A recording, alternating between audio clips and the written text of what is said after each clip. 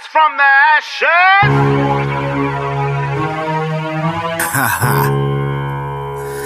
Ladies. Yeah. Let's go, let's go. All day, all night, yeah. 5, 4, 3, 2, 1. Here with the big bag, tall stacks, time for some action. I've been racking, trying to beat it, Michael Jackson. Ain't no haters over here, trying to find a chick to commandeer. Bring that ass over here, and twerking so good might leave me in tears. Damn, let a nigga know what's happening, girl. Here to bring you pleasure, no capping, girl. Whether I'm singing or rapping, girl, drop it to the flow, it's clapping, girl. Damn, hold up, why you got me acting like that? Looking all good, that's just true facts. Beat it up like an iron might come back. KO, go and do your thing, girl. Make me make it rain, girl. Even in quarantine, drop and pop that thing, girl. Put them hoes to shame, girl. Go and get that change, girl. Twerk it, work it, you're so perfect. Make me buy a rain, girl. Go and do your thing, girl. Make me make it rain, girl. Even in quarantine, drop and pop that thing, girl. Put them hoes to shame, girl. Go and get that change, girl. Twerk it, work it, you're so perfect. Make me buy a rain, girl. Now work it to the left, work it to the right. Drop it to the flow, I beat it like a title fight. Tell them work it to the left, work it to the right. Drop it to the flow, I beat it like a title fight.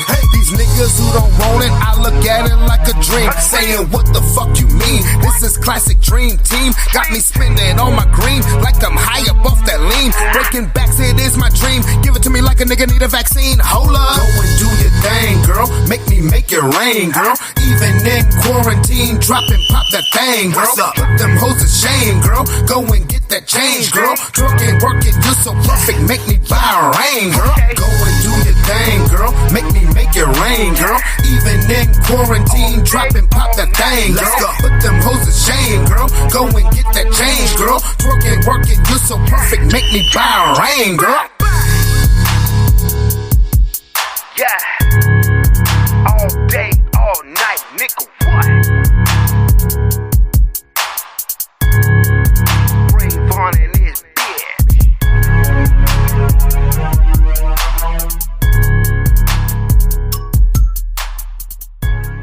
As from the ashes. If you turn up, put your hands in the sky. Put your hands in the sky. Put your hands in the sky. If you stay crunk, put your hands in the sky. Put your hands in the sky. Put your hands in the sky. What we do, what we do. Turn up now. What we do, what we do. We fired up now. What we do, what we do. We Turn up now. what we do, what we do. We fired up now. Pull up like who is this? That be Dante and he do that shit. I do it. Man, I'm so gone and we in this bitch. Like ass bitches around me like I'm the shit. I walk like I got an entourage. Your main chick got just Minaj. And you that guy that's left behind. Cause when I beat it down, she like bon voyage. I pop pills, I smoke good. I'm gone off that drink. I'm on cloud 9 and I'm gassed up. And she on E, no tanks. In this Cat City and Black City with all day, all night. And I got racks with me, it's past drizzly. I'm making it rain all night. Man, I'm 2 up and 2 down. I'm turned up, you 2 down. Your main chick, she been down. And I roll switch, no H-Town. We do it. Fuck you talking about now. Man, I got a couple stacks in my car. All these niggas acting like they won't walk. But we been ready like P-Troy. I get on tracks and destroy. That's so enough, no Leroy. And I stay crunk like them East Boy. If you turn up, put your hands in the sky. Put your hands in the sky. Put your hands in the sky. If you stay crunk, put your hands in the sky. Put your hands in the sky. Put your hands in the sky. What we do, what we do. Turn up now. What we do, what we do. We fired up now. What we do, what we do. We Turn up now. what we do, what we do. We fired up now. I'm on another level, ain't no turning down at all. Feel like a boss against you, nigga. Okay, you guys, I'm sorry. Forgive my tardiness. I have a rational and reasonable, very reasonable explanation for why I'm not so late, but because y'all know I've been playing the song at the beginning anyway, but I have a rational and reasonable explanation.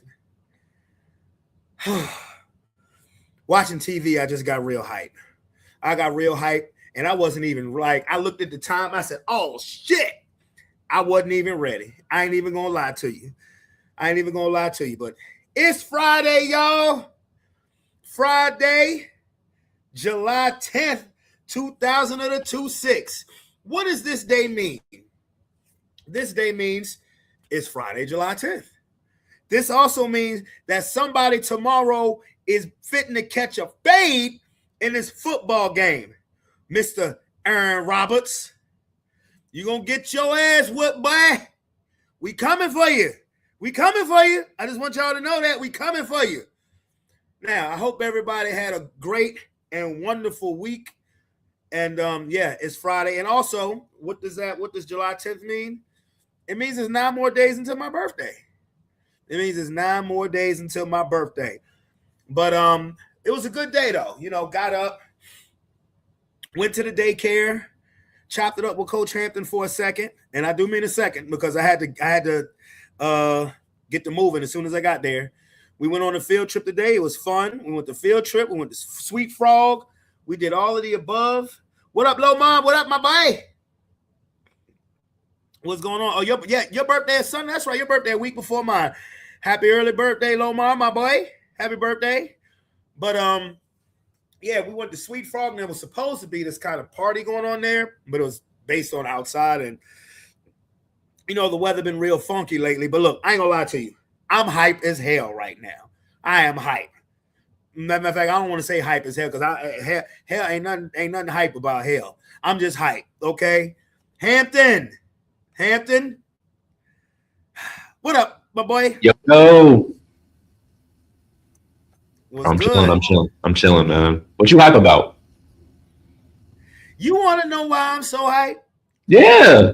Because I just got finished watching the latest episode of Raising Kanan. Ooh. I just got finished watching the latest episode of Raising Kanan. It was Kanan. so good. It was so good seeing Kanan get his ass beat. Whoa. Oh, you saw it already? Oh, my bad. Is that spoiler? You won't spoil it. I said I just got finished watching it. Okay, yeah. But yeah. I thought I was about to spoil it for you. I thought I was about to spoil it. I was about to be like, Hampton, I'm sorry, but I got to spoil it. And I'm about to show you. I'm about to show you this how hype I got. I ain't bullshitting. Bro, I was like, before I got to open, I'm so glad I saw it already. What the fuck? This jungle Kanan ain't worth all this. You took your shit with him and put it on everybody else. Kanan killed him. Oh shit, you told him. What the fuck you just say?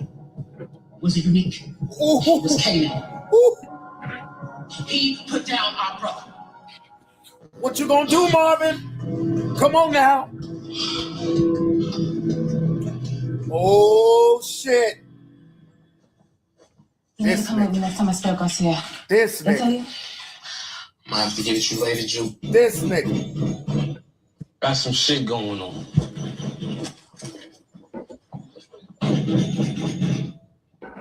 Hey. Oh, come on, make him catch a babe. Hell yeah! Hell yeah! Kick his ass! Kick his ass! Kick his ass! Kick that motherfucker ass! Kick his ass! Kick his ass! Woohoo!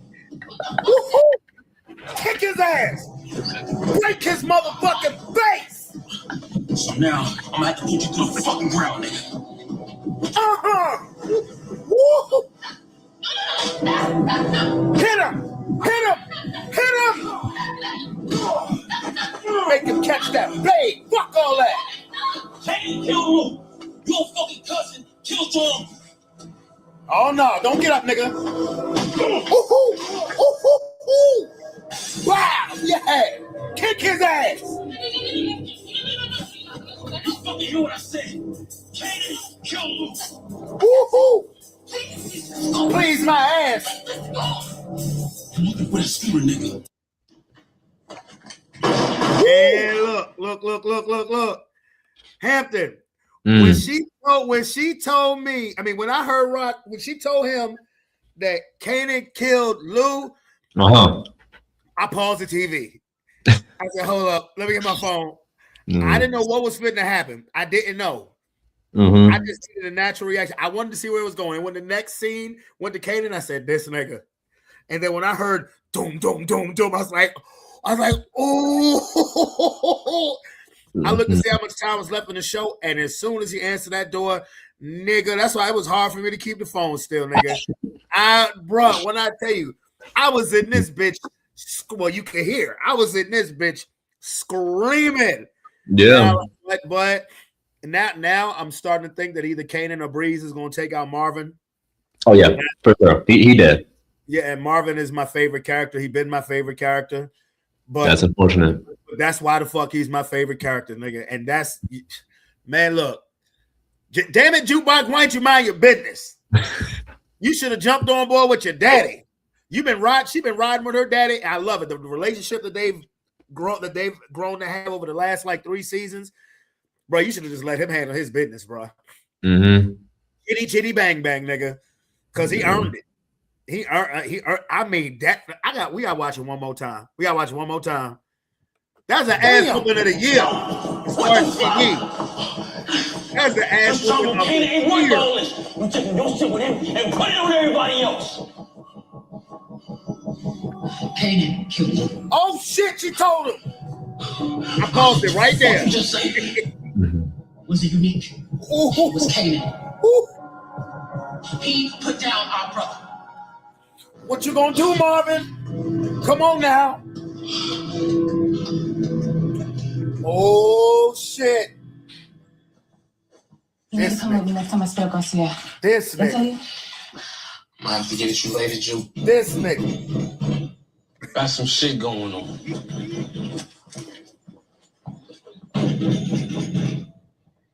Hey.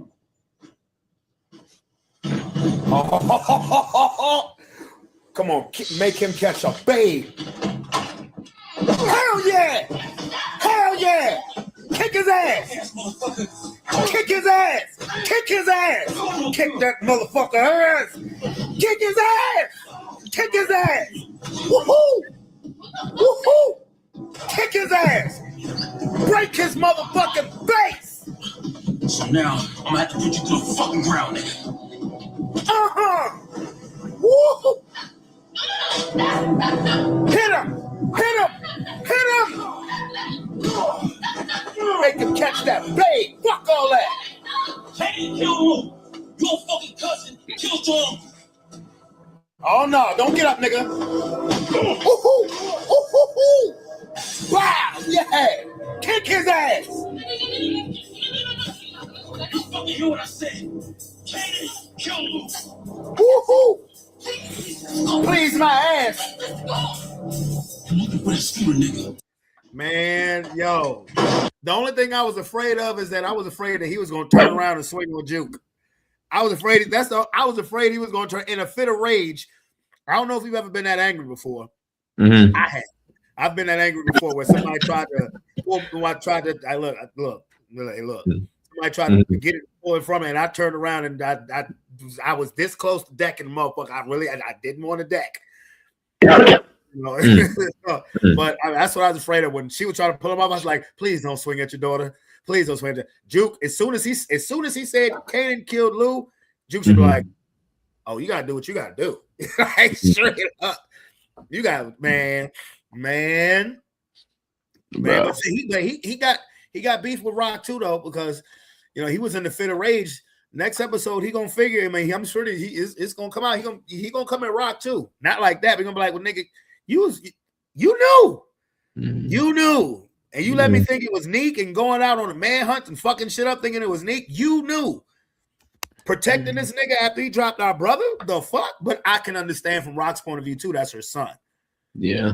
But the way that nigga been acting, no, fuck all that. Because she knew what that nigga was gonna do when she told him. She knew what that nigga was gonna do, and he did. She probably figured he was dead. Because she told the new dude she working for, said, I ain't putting down my son. Yep. He ain't never say that Marvin won't. That nigga, yo. And he said it in the church, the second episode. The motherfucker who, when I find this motherfucker,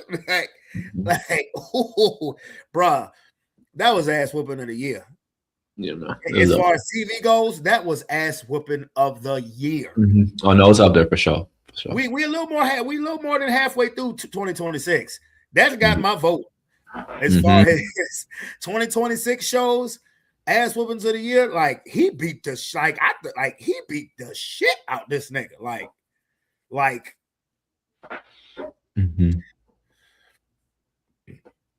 and Juke should have stood back. Should have. See, and that's like the only reason why I don't think it is gonna win, because I feel like fight of the year, you gotta like you just like you put a beating on him. That's it. But like if he killed him, that would have been different. Yeah, but see, I mean, that's ass whooping of the year, not murder of the year, because he ain't kill him. That's true.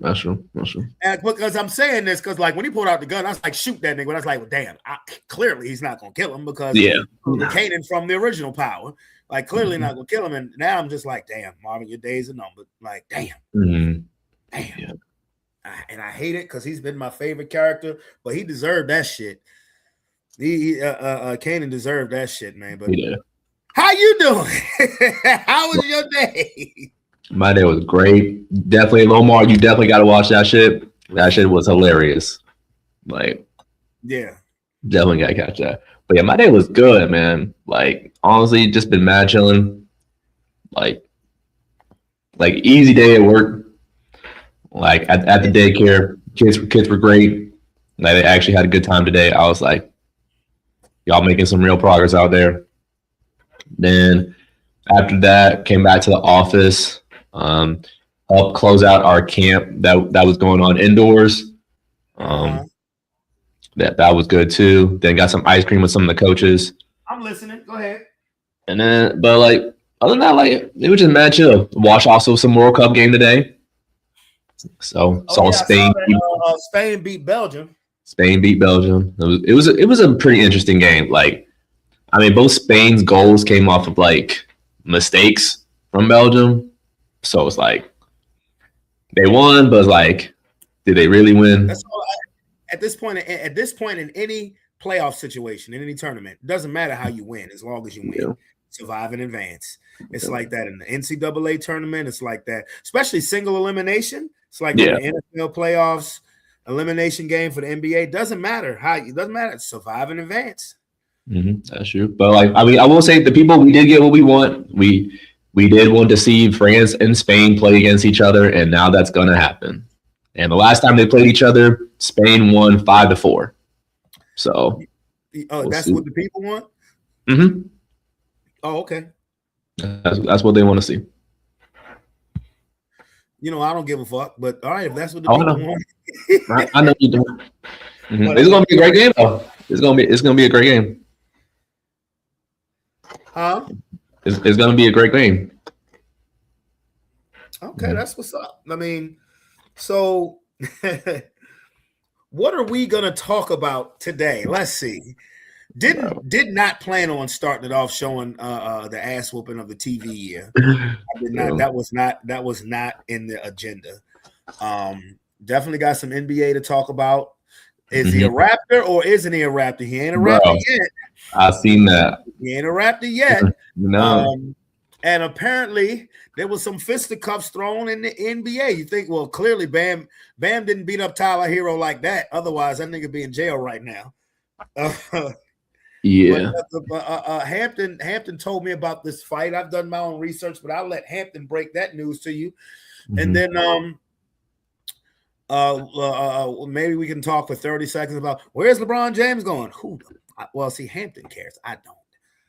As long as he's not a Laker, I'm happy. You know, as long as he's not a Laker, I'm happy.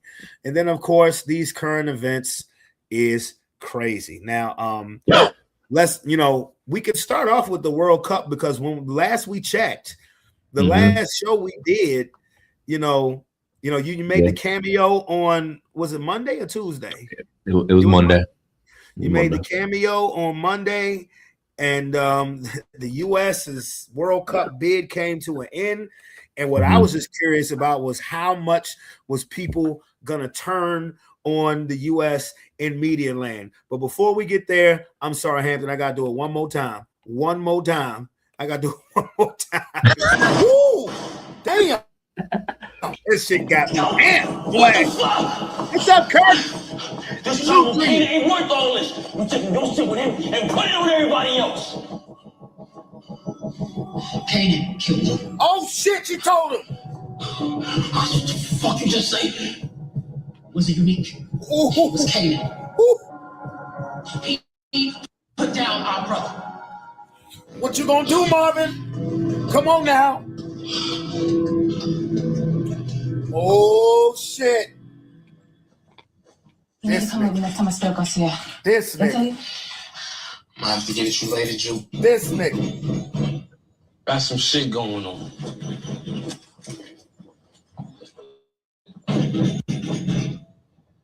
Kanan. Oh, come on, make him catch a babe. Hell yeah! Hell yeah! Kick his ass! Kick his ass! Kick his ass! Kick that motherfucker ass! Kick his ass! Kick his ass! Woohoo! Woohoo! Kick his ass! Break his motherfucking face! So now I'm gonna have to put you to the fucking ground, nigga. Woo! Hit him! Hit him!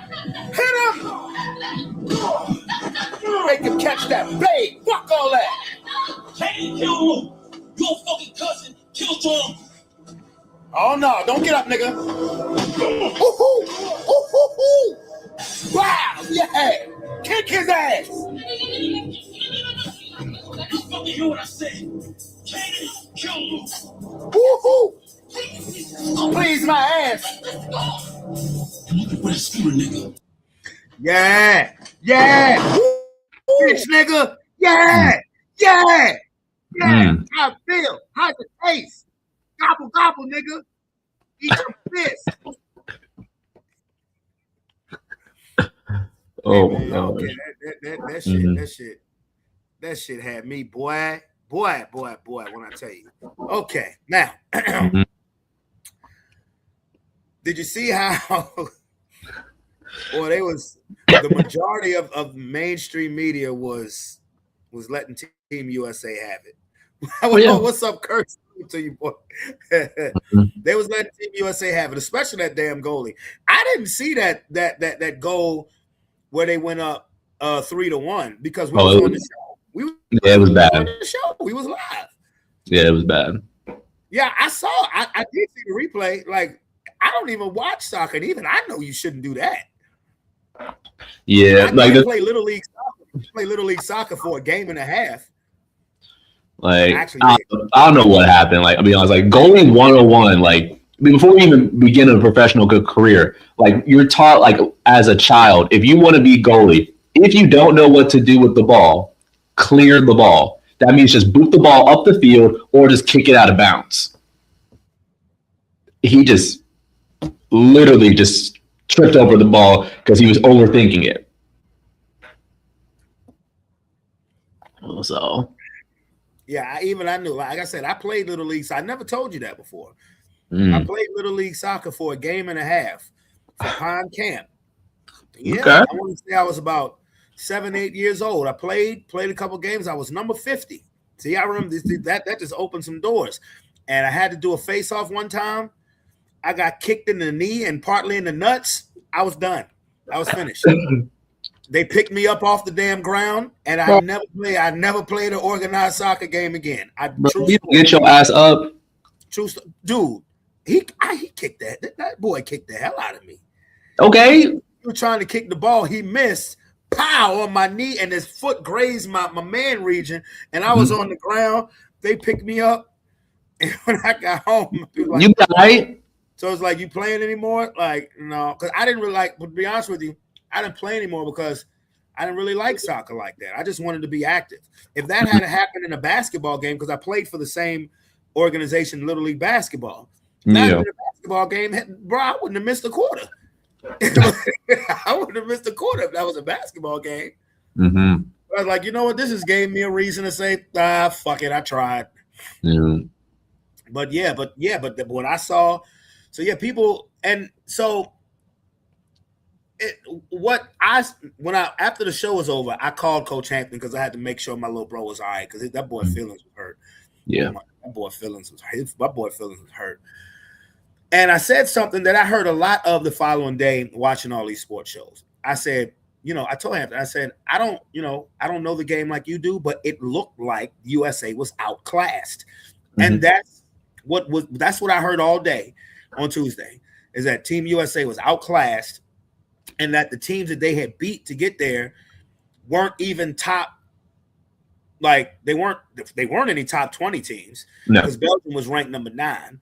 Yeah, and I think that the only team that they beat one team that was in the top 25. The rest of them was kind of in the 50s and 60s. Pretty much. In retrospect, USA did what they should have done because USA was ranked number 17th. Am I correct?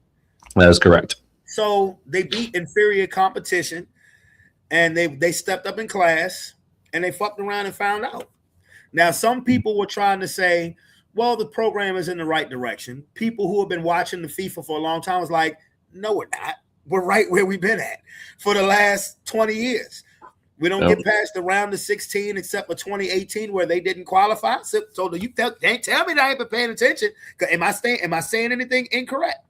No, you correct so far. Okay, so it's just they were saying that Belgium was stepping up to the big boys. Mm-hmm. And I heard that it would have probably been worse if they had played Spain. Yes, it would have. Okay, well, there you go. This your second. Go ahead.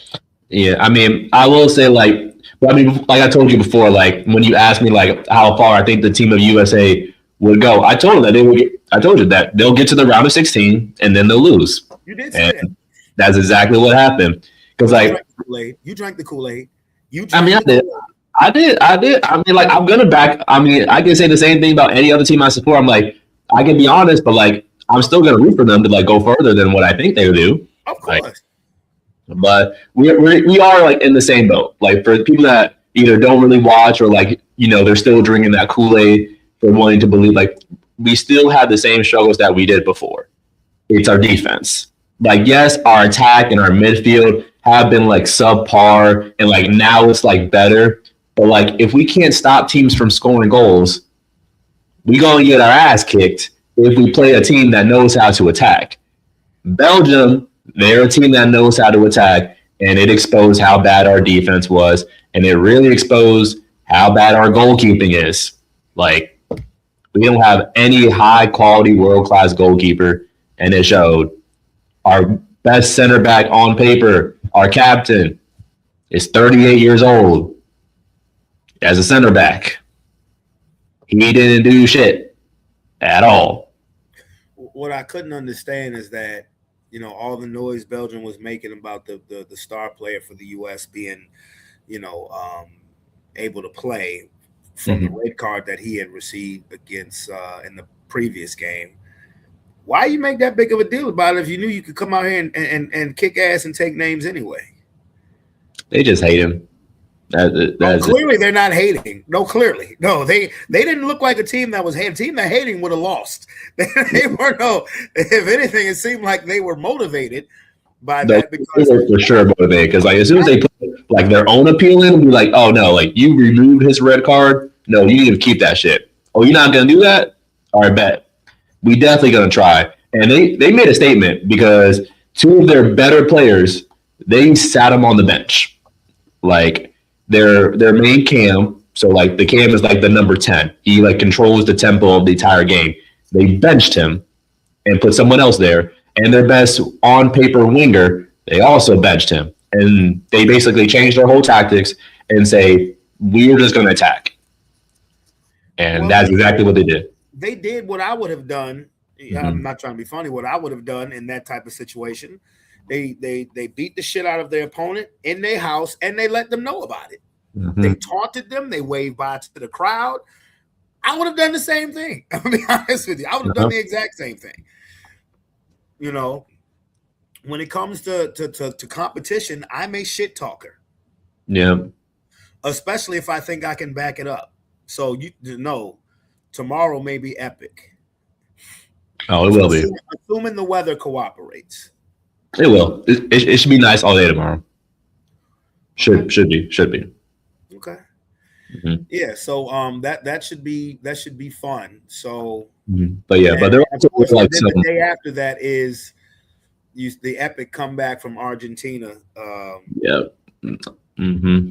I don't, you know, I'm new to this soccer talk, but I keep hearing a 2-0 lead is the most dangerous lead in soccer. That doesn't make any sense to me. How can 2-0 be a more dangerous lead than 1-0? I can explain it to you. Okay. All right. So the reason 2-0 is scarier than 1-0 is because of like the nerves that set in. Like you hear like momentum in basketball, right? But you can stop momentum in basketball by calling a timeout. That doesn't exist in soccer whatsoever. So if it's 1-0, 1-0, and then a team scores, it's just 1-1. At that point, if the score stays, it will just go to overtime. If it's 2-0 and there's still like more than 10 minutes left, even more than 5 minutes left, if you score one goal, the other team is scared because they're probably still complaining to the ref. Someone's head is lost and they're confused, or they start feeling scared. All the other team has to do is pick out that one player that is scared, and then they'll get another goal. And the other team knows if you make it 2-2, you probably lost the game. And then Argentina scores a third goal, and it's 3-2. Now you lost. Now, what about this tomfoolery of the referees? You know, screwing over. Mm-hmm. Who the hell did they beat again? Argentina beat Egypt. Egypt. Yeah. What? I heard a lot of. Yeah, there's a lot of talking about the ref because Egypt probably should have been winning this game 3-0. That's what I heard. And the problem was Egypt's first goal was called back for foul. And it wasn't even called an initial foul until after they scored. But the foul will happen all the way in Egypt's defensive third. And then they ran the whole pitch, scored, and then they reviewed the film and was like, actually, there was a foul. This goal should have never happened. So then they took the ball away, took away the score, gave Argentina a free kick, and then Egypt went on to score like 5 minutes later anyway. So they still end up scoring, but like at that point, it should have been 2-0 instead of 1-0. Another problem that happened was they're calling it corruption because they feel like Egypt should have been awarded a penalty. It's like a 50-50 decision. I didn't think it was a penalty. I was rooting for Argentina though, so I might have been biased. But like, if you get the ball first, the actual rules is it doesn't matter what happens after the fact. If you get your foot on the ball or any part of like your lower half on the ball, it doesn't matter what happens to the player. And if you look at the replay, that is what happened. So, but you can still also make the argument that Argentina could have won this game anyway because Messi missed the penalty. So if he makes the penalty, it could be different anyway. When you have a superstar like, and I don't watch soccer, but I've known about Messi for a few years. I could, if he walked by me right now, I wouldn't be able to point him out. I've just seen tons and tons of Messi jerseys, particularly worn by the youth over the last couple of years. When you have a superstar of that level, and if anything is remotely shady, you know where everybody's going to go with it. Yeah, you know everybody's going to go the conspiracy theory route. This is probably Messi's last World Cup. Yada yada yada. Ronaldo's already out, and so I mean. It is what it is. I mean, everybody's going to want to see Argentina in that game on July 19th. Fuck that July 19th game. That is my birthday. So I'm not going to pay a lick of attention to it unless I happen to be in a place where they have it on television. And even then, I will not be paying attention to it. I will say this, and I will say this. 4 years from now, I will be invested because It is quite intriguing. Mm-hmm. It is, and I'm smart enough, and I'm not arrogant American to know that this event is bigger than the Super Bowl because it is a global event. Not saying the Super Bowl isn't, but that's American shit. These are the Olympics for the biggest sport in the world, and people have to understand. And I'm really just saying this to myself. Have to understand that in all of these countries that don't have the resources for a football program or a basketball program, they play soccer, which is why which is why soccer is not a U.S. sport, because all of our main money goes to football and basketball. Yeah. That's where all our money goes. All of our money, all of our mainstream money goes to football, starting with high school now. It's all the way, because since now football is a business where and college and basketball, because now these players can get paid in college now. So I tried to explain this to one of my little cousins who played football in high school. I said, you have to understand, football is a business now. Like, you can start making money. You don't have to get to the NFL to make money. Mm-hmm. You can get money now in college. So you better get your game up. High school is where they are trying to prep you. As soon as you touch down in high school and you're a football player or a basketball player, you got to be on your game. That's where the money goes to, not soccer, which is why the only thing I knew about soccer before I heard anything about a Messi or Ronaldo was Freddie Adu and Mia Hamm. That's all I knew. Because I was still in high school when Freddie Adu was in the pros when he was 14. I was like, that's pretty cool. He was supposed to be the savior of American soccer. And that was back in 2000. That was 26 years ago. Yeah. And that didn't. Now, I knew the women's U.S. soccer team was dope. I did know that. Like I said, Mia Hamm. But all of the main resources in America go to football and basketball. Mm-hmm. And not trying to be funny, that's how it's going to be. People got caught up in the Kool-Aid because FIFA was hosted here. Yeah. You know what I'm saying? When the next FIFA in 4 years, it's not going to be hosted here. Majority of the people here who's not soccer fans are going to care unless the U.S. actually makes it farther than the round of 16. Am I safe in saying that? No, you're safe. You're safe. You're safe in saying that. The whole point of the World Cup was to build that excitement so that people will become soccer fans for the next World Cup. Yeah. Now, the next most exciting Olympic or sports Olympic games would be the baseball. Now, I will say, last time baseball had their World Cup, that was exciting. Oh, it was. It was so exciting. It came down to teammates at the time. Yeah. It came out to win the championship, even though U.S. won. Well, one of the games, U.S. won. No, this wasn't the last time. It was, I'm gonna say, maybe like 6-7 years ago, when to win the championship, Shohei Ohtani was pitching against Mike Trout. Yeah. And they was teammates with the Angels at the time. And he struck his ass out. Mm-hmm. But then the last World Cups of baseball, the United States won. And everybody was batshit crazy over that. But, in America, unless we hosting it, and it ain't the NFL. Matter of fact, NFL, college football, then the NBA. That's the pecking order of sports in America. NFL is king. College football is queen, and the NBA is the jack.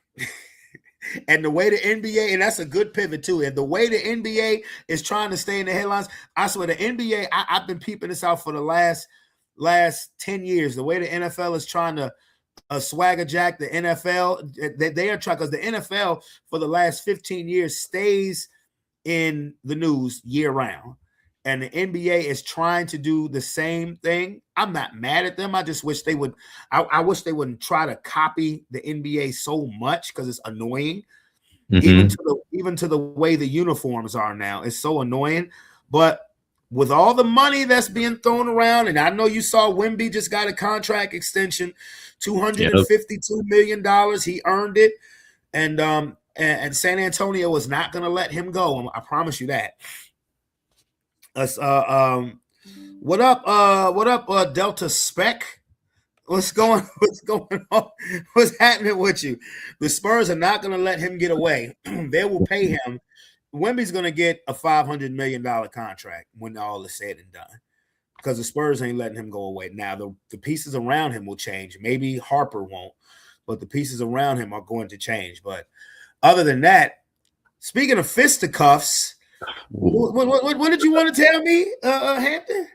Bro, I was so surprised. I finished work this morning, and then I see Shams over here talking about former Miami teammates. Dry snitching.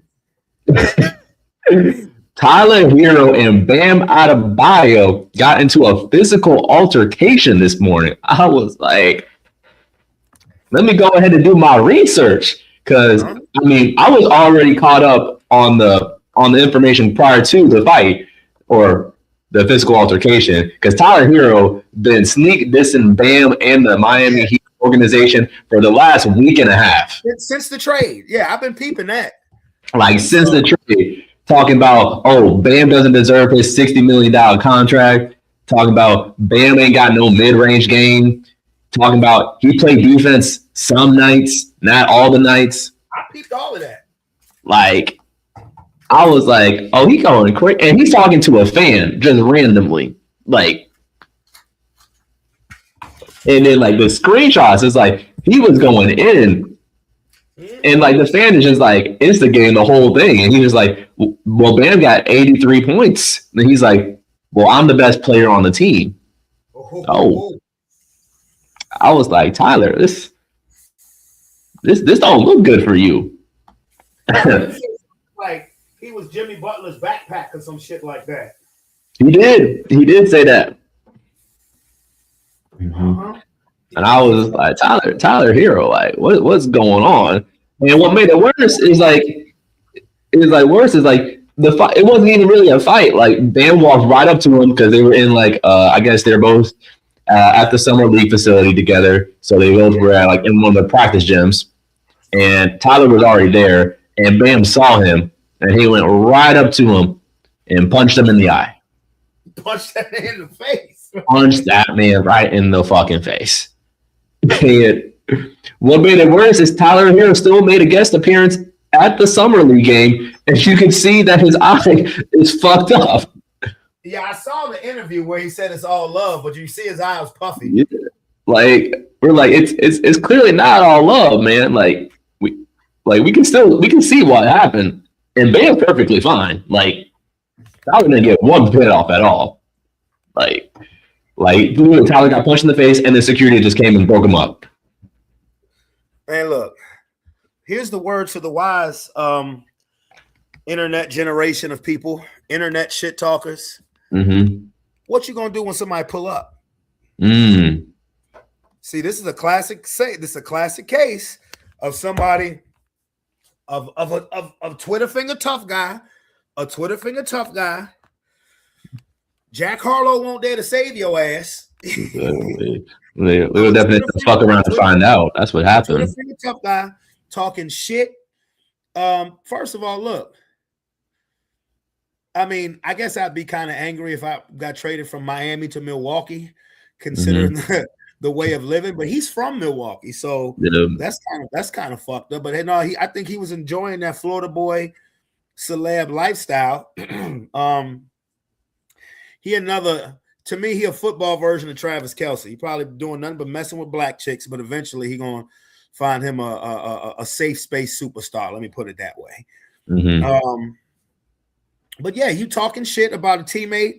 You know, people don't realize that when you talk that shit, you can mess around with somebody else's money. Yeah. And what happened is he found out. Shut up. You got traded as part of the business. You made it personal. And you thought that Bam just was you thought like most people do when they talk shit about somebody over social media. He ain't gonna do nothing. Well. Don't you realize Bam's girl play in Las Vegas? He probably be in Vegas anyway. His girl is the star. His girl is the face of the WNBA. So let's listen. Physical altercation between Bam Adebayo and Tyler Hero this morning at a practice session. It seems like at a hotel here in Las Vegas, and I was able to speak with the Miami Heat to get comment, and they said they're aware of the incident, but they have no comment moving further. So this is a developing story. Bam Adebayo, Tyler Hero. I will say this, that there was a social media post by Tyler Hero a few weeks ago. It was something along the lines of Bam Adebayo's mid-range shooting, something along the lines of that. And so that could have been what caused that altercation. Physical altercation between Bam Adebayo and Tyler Hero. That was and you see Tyler Hero there trying to look all cool and shit, nigga. You know you hurt.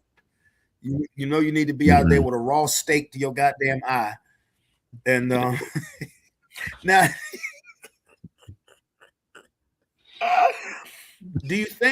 what do you think is going to happen? You think NBA is going to think Bam Adebayo is going to have to face any disciplinary action? No. You really don't think so? I mean, he might have to pay like a fine, but like, I mean, I feel like it depends on like what happens, like with the situation. Because I'm thinking about like the Draymond and Jordan Poole situation that happened. That's true. You know, I'm like, they actually got like videotape like released, so it's just like the release of the video is what really caused like any like disciplinary action. I feel like if there's no video footage that gets released, I feel like he just gets a fine, because otherwise it's just hearsay about like, oh, what actually happened. Like you can talk about it and like, oh, we know what happened, but it's like we don't know in detail like, oh, what exactly really happened. So it's like, how do you really go in depth about how to discipline him if you don't know what actually happened or how much happened? Oh, you know all you need to know. If I'm Bam Adebayo, I say to the Miami organization, he started it, I finished it. True. You think they're not going to trade Bam? Because if they're not going to start thinking about that. No, they're not. They're still trying to get LeBron, and Bam is one of the selling points if you want to get LeBron. You know he started it, I finished it. I mean, it's simple. You know, Tyler Hero started talking that shit. He started doing that fucking he started doing that new age shit talking on social media, and Bam went old school. Another motherfucking word, and this shit is over. And I ain't playing, nigga. Say. And he said something else. The fuck? Shut. Did I say? No. Oh shit. Say it again. Say something else. Oh. Say something else. Say something else, nigga. Shut the. Hey, you know, I could do this. I could do this for days. I mean, he thought he was going. Tyler Hero thought that he was going to get away with it. You must be out of your goddamn mind. You must be out of your goddamn mind. Boy, what you thought? What you thought? What you thought? Yeah, Tyler Hero must really think he just somebody else. He was walking around there trying to look cool, look backwards hat, trying to look cool. Yeah, it's probably like, you okay? Because I saw the interview, he was trying to talk black. It's all love, you know. It's all love. They were so wrong for making him do that interview. Like they knew what happened to him. Like, they want to see how buffy that I was. They wanted to see how puffy that damn eye was. Because when I saw him do the interview, I was like, I was trying to see around like, was anything purple, bluish? They probably put some makeup on that motherfucker. Yeah. It was like, look, hold on. They're like, damn, nah. Wait a minute. Because you know, when a white boy get hit, like when a white boy get hit in the face, oh, it shows. It don't even have to be hard. When you hit a white boy in the face, they mark up easy. Now, that ass whooping that Kanan just took, well, he's lucky to be alive. Well, so, speaking of which, there has been a new development in the Kawhi Leonard back to the Toronto Raptors. Oh, my gosh, bro. There has been this investigation going on since before last season started about Kawhi Leonard having a deal where basically the deal circumvented the salary cap for the NBA.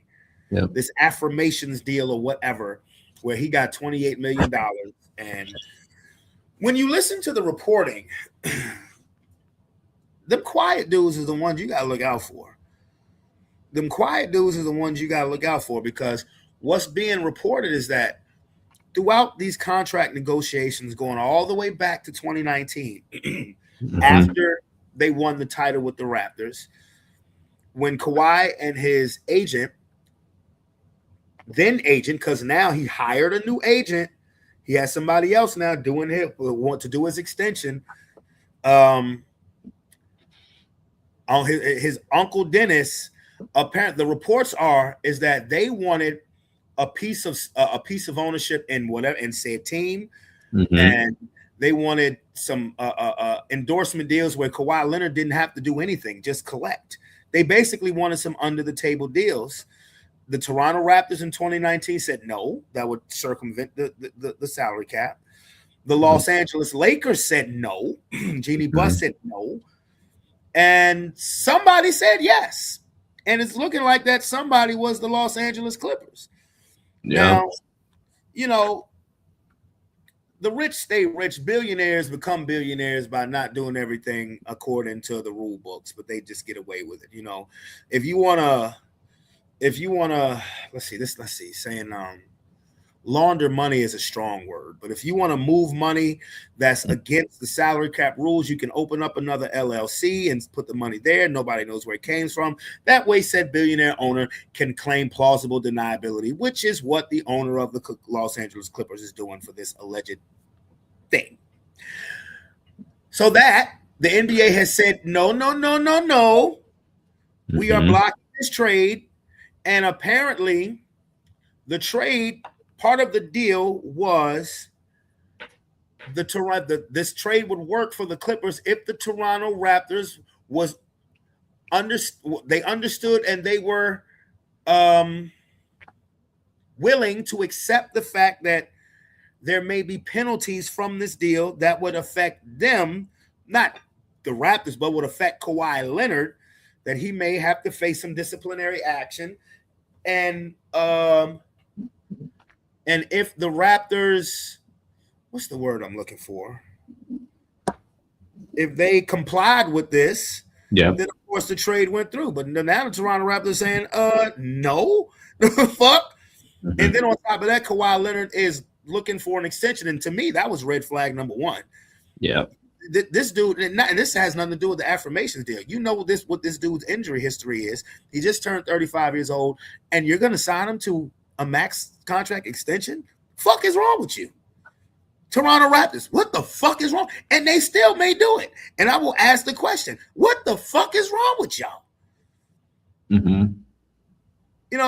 The only reason why I'm not saying what the fuck is wrong with the Washington Wizards, if they want to give Anthony Davis a max extension, the Wizards ain't been shit for quite some time. They actually have a pretty good team that they could put out on the court if Anthony Davis, that's a big if, stays healthy, and he's about 3 years younger than Kawhi Leonard. That makes a big difference. Yep. 5 AD 32.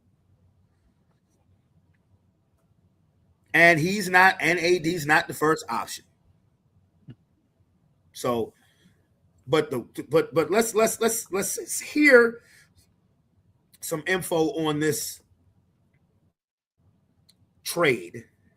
This is a big mess. The fact that whatever this trade hasn't been finalized, whatever it is, this is an embarrassment for the league at this point. The fact that all of this has come out, they got ESPN, like they know what's been reported about Kawhi being traded there. On, whenever the day that it was, the problem is the Raptors cannot conduct real league business because they were operating under the guise that probably nothing was going to happen to Kawhi Leonard. You're not giving up all that draft capital and everything that they gave up if you are going to believe that Kawhi Leonard is going to be heavily penalized for this investigation. So the fact that the league let this go on for weeks, or a couple weeks now, This is an embarrassment for the league. I don't care what their excuse is or what they notified the teams of. Clearly, the message was not relayed clearly, and this falls at the feet of Adam Silver, bottom line.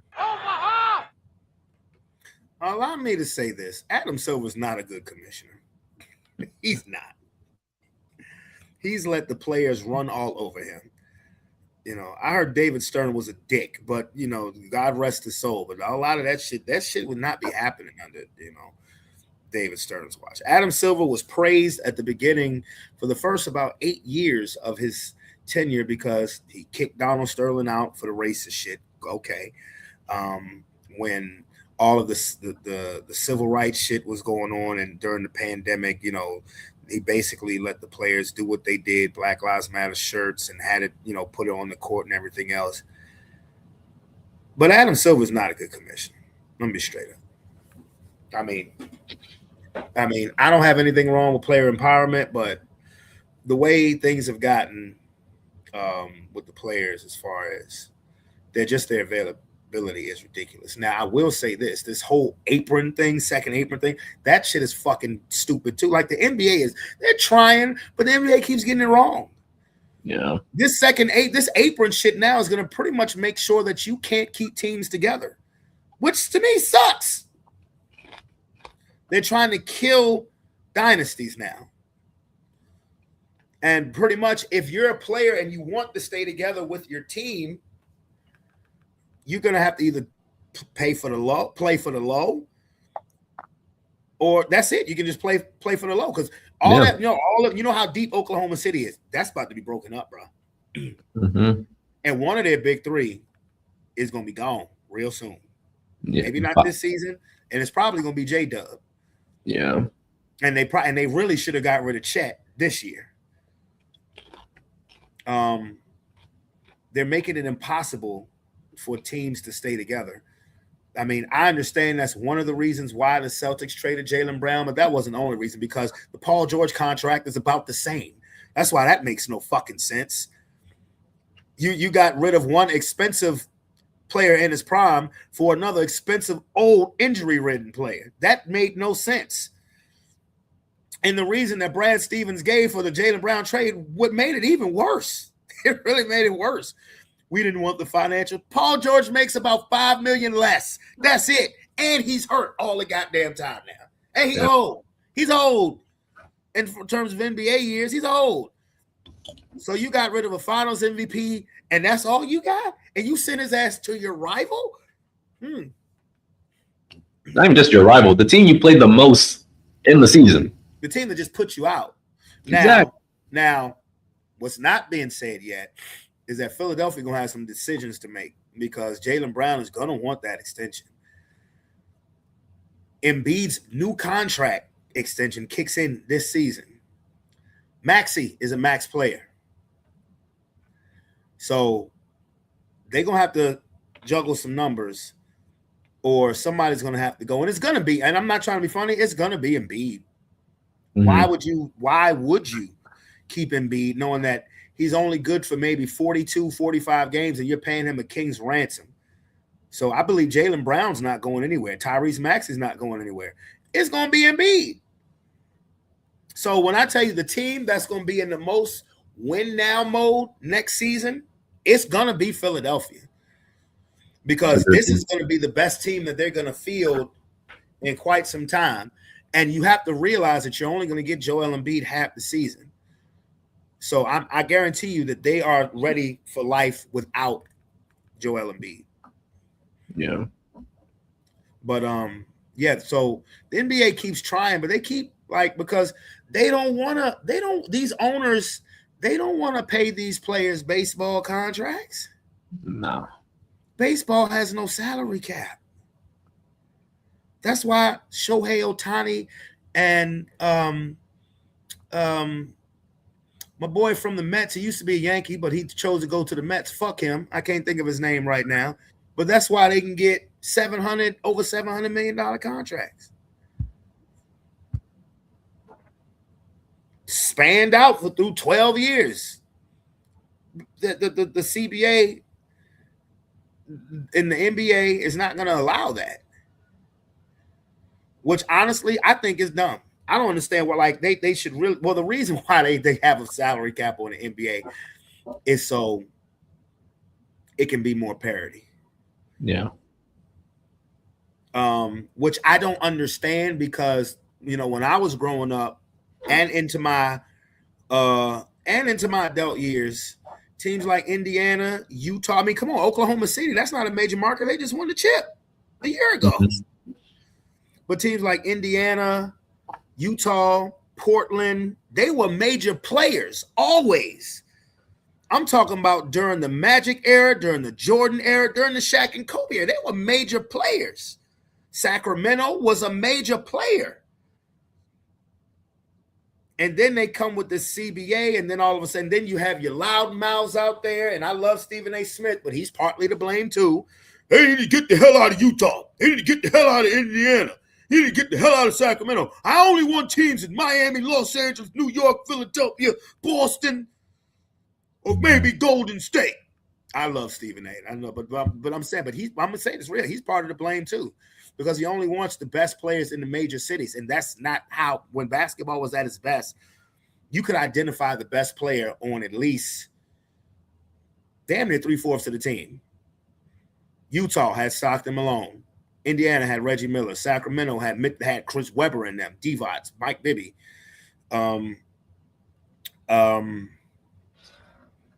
It was a lot more parity. The smaller cities. Now, OKC, like I said, OKC has been the one outlier because them motherfuckers keep, for the last 15 years, they keep stars. So, I mean, but Kawhi Leonard, if it them quiet motherfuckers, you gotta look out for, bro. He's so quiet, everybody think, oh, he's just mild mannered. That motherfucker's ruthless, probably. Mm-hmm. Because if that's true, and they've been looking for under the table deals, why? For what? You're gonna get your play on the court has made you a max player. It's made you a franchise player. Your injury history has kind of declined that some, but why you want? I don't know. And now, because if it is proven that this is true, Adam Silver's going to have to put a heavy hand on the Clippers. A high-profile trade like this hasn't been blocked since, unfortunately, it was when Chris Paul was traded to the Lakers. Yep. And David Stern, I say God rest his soul, but I could have kicked him in the fucking head when he did this. Well, no, you know what? I'm sorry. Because when that trade was initially announced, I actually didn't like it. I really didn't. Yeah, you're giving up a lot for Chris Paul. Because they were going to give up Gasol and Odom. And what made the Lakers better than everybody else was the type of bigs that we were bigger than everybody else, and the bigs were versatile. Mm-hmm. Dang, that shit fucked up Lamar Odom's life. Man, he was never the same after that. Like, goddamn. Oh, he might still be with Chloe. No, he needed to leave him alone. No. That might have been the worst thing. Mm. But Chris Paul, I didn't like the deal because of the fact that it wasn't had anything to do with Chris Paul. It was what we were giving up. We would have become so much smaller, and we would have been dependent on Andrew Bynum, who was a great player, who was a good player, but he was injured. He was like Embiid. He was never healthy. Mm. The only thing that made me mad was like, damn, Kobe and Chris Paul, what a backcourt. But then I'm like, damn, but we were gonna give up Gasol and Odom? Like, Chris Paul's a bad motherfucker, but damn, we just got small. Mm-hmm. So they blocked the trade. Now, check this out. Hypotheticals. Let me pivot to LeBron. Fuck him. Yeah. I'm glad he's not a Laker. But what if LeBron wanted to stay and decided to stay in LA and join the Clippers, and now the Kawhi is still a goddamn Clipper? All right. I mean, I still feel like Clippers don't win shit, but think about this. Who was his coach when he won his chip in Cleveland? That tainted chip, but who was his coach? Tainted. Yeah. What was tainted about it? What was tainted about it? The NBA. Oh, you're in your feelings now. The NBA intervened in that finals. It was bullshit. Hey, it was bullshit. Cleveland should have never won that championship. The NBA fucking cheated for the NBA fucking cheated for LeBron James. Yes, I'll tell Adam Silver that to his goddamn pale ass face. You cheated for LeBron James. I don't recall any cheating. I'm sure you don't. But who was the coach of that Cleveland team? Oh, cheating. Who was that coach for the Cleveland team? I don't know. Who was it? Tyronn Lue. Oh yeah, it was. Who was the coach of the Los Angeles Clippers? Oh, is Ty Lue still there? Ty Lue is still there. Oh, okay. And every contending spot that LeBron is looking at, they don't really have no money to pay him. They don't have no money to pay him. Yeah. So when he says it's about happiness, that's a damn lie. Okay, first of all, that now I could take this to a whole nother scenario topic about what's really happening with LeBron. And I said this last show. I said I watched a podcast about 6-7 years ago where I didn't pay much of attention to it, but they were saying that the deal for his dance was about 25 years. So it don't surprise me. This next season ain't gonna be his last season. Oh no, he's playing at least 2 more years. Because that boy, when you get that type of success, you owe somebody something. I may investigate on that later. But the Clippers could actually pay him some money. The Clippers could pay him more. The Clippers could actually probably pay him in max value. They ain't got shit. They still got Kawhi. And what if LeBron calls him, hey, yo, hey, Kawhi, I see that you ain't going to Canada yet. You may have to be stuck here for a while. And the thing about it is, what is the league going to do? They're going to suspend Kawhi Leonard for about 25, 30 games. He misses that per season. They're not doing him any disservice. They're probably doing him a favor. He's just not going to get paid. He's just not going to get paid for it. That's all. What if instead he decides to stay in LA? The Clippers have their own brand new stadium now. So what if he decided to join the Clippers? I would laugh my ass off. I just don't see it happening because, like, Kawhi already said he don't. I mean, he didn't really say it, but he basically said, "I don't want to play with LeBron. That's why I'm joining the Clippers." No, that's not why he didn't join the Clippers. He didn't join the Clippers because the Lakers were not going to acquiesce to all his demands. That's really why. I got you. The Clippers were an up and coming team with a great young coach. Well, they were because Doc Rivers was still their coach at the time. Yeah. But the Clippers were still an up and coming team, and Steve Ballmer wanted to get, he wanted excitement to be about the Clippers. And I'm gonna be honest with you, I think if COVID hadn't happened, I believe the Clippers would have won it in 2020 because they were kicking ass, and especially the Lakers. They would every time we met. I think it was one time they saw the Lakers that the Lakers won. But they would bust the Lakers' ass every time they played. That team, because all of them guys was in their prime. Kawhi, Paul George, Pat Bev. They had the fucking Morris twins. They was ready. And then COVID came and they really ain't want to be. They weren't disciplined enough.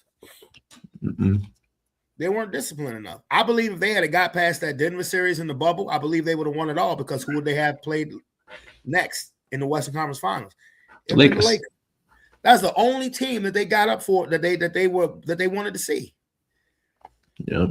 But now, talk about 6 years later, what if LeBron did that? That would be hilarious.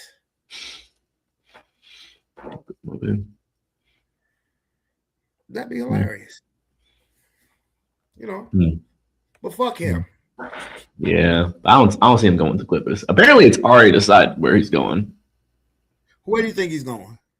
I mean, I'm not hearing too much. All they're saying is it's been decided and it's not Cleveland. That's what early reports in LA are saying. I'm like, that's not the report. I was like, that's nothing. That's no information. So you're saying he knows where he's going and it's not Cleveland. That's not the reports I'm hearing. What are you hearing? You're hearing it is Cleveland. Yeah. So somebody's lying. What I have actually been hearing is that there's a player that may be following him to whatever destination he goes to. And that player is Draymond Green, not Anthony Davis. Draymond. If Draymond leave, so Draymond leaving Steph. If Draymond leaves Steph, that would be, I ain't gonna lie, that would be some whole ass shit, bro. Bro, Draymond wouldn't do that to Steph. Come on. Okay. Come on, he wouldn't do that to Steph. That would be some whole ass shit. Bro, they Golden State got nobody. Like, that's not true. They still got Jimmy Butler. They dude, got Jimmy, he not gonna play till January. They got Porzingis. Porzingis, come on now. When's the last time Porzingis been healthy?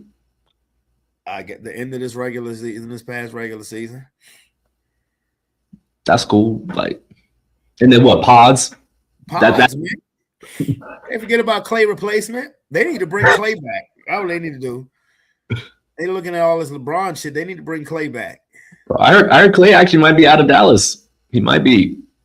Where's he going? Miami. Not back with Megan Thee Stallion.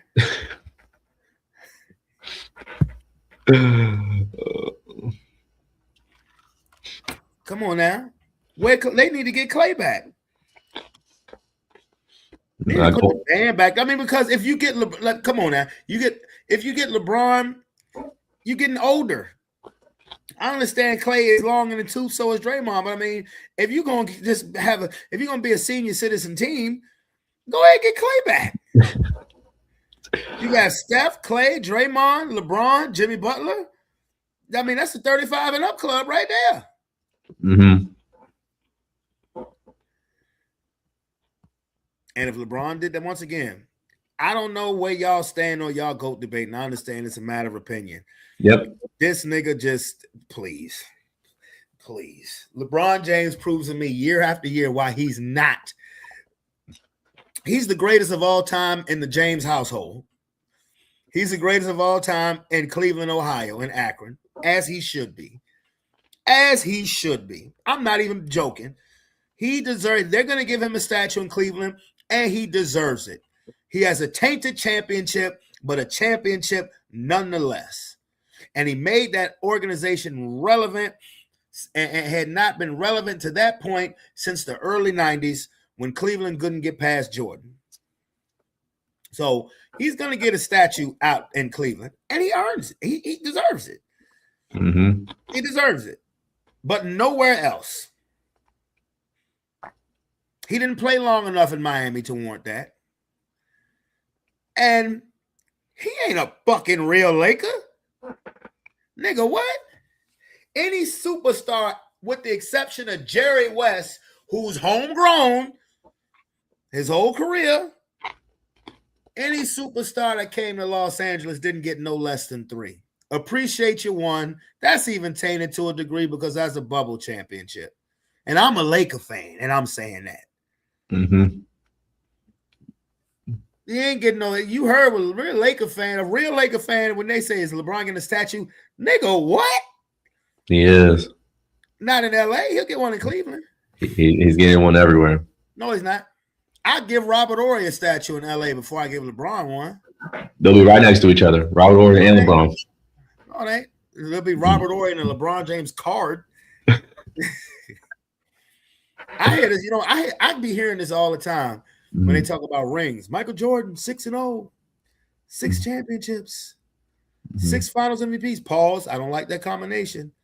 No. But you know who has more championships than Michael Jordan and never lost in the NBA finals in the modern day era of basketball? Never mind. I was about to say Bill Russell. I said in the modern era. You know who has more championships than Jordan in the modern era of basketball and never lost the finals?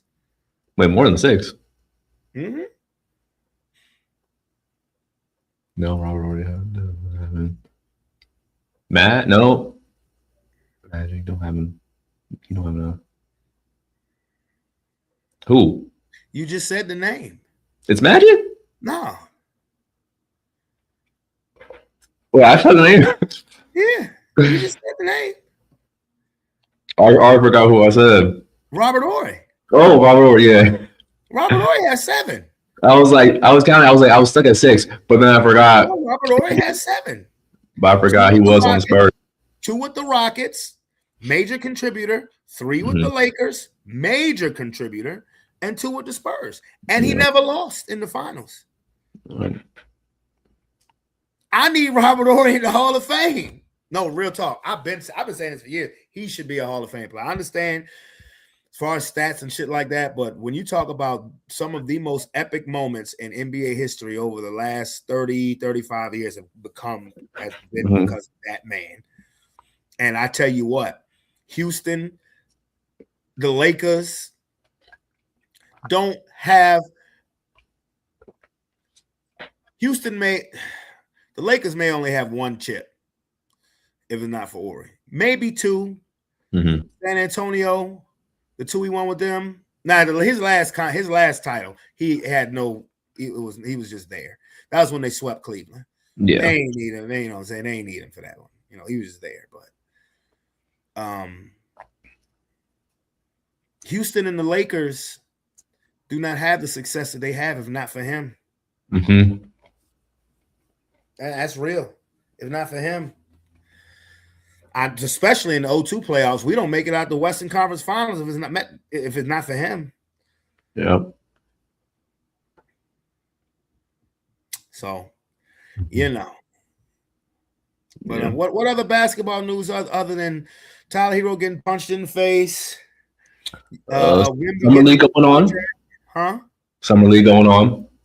I did catch that Utah-Washington game last night. Bro. And De'Aaron Peterson had 9 fouls. What? 9 fouls. Wow. And homeboy can ball, but I question his motor. Low key though, watch Utah squad. Utah low key has a they got a nice young squad too. They got a nice little young squad.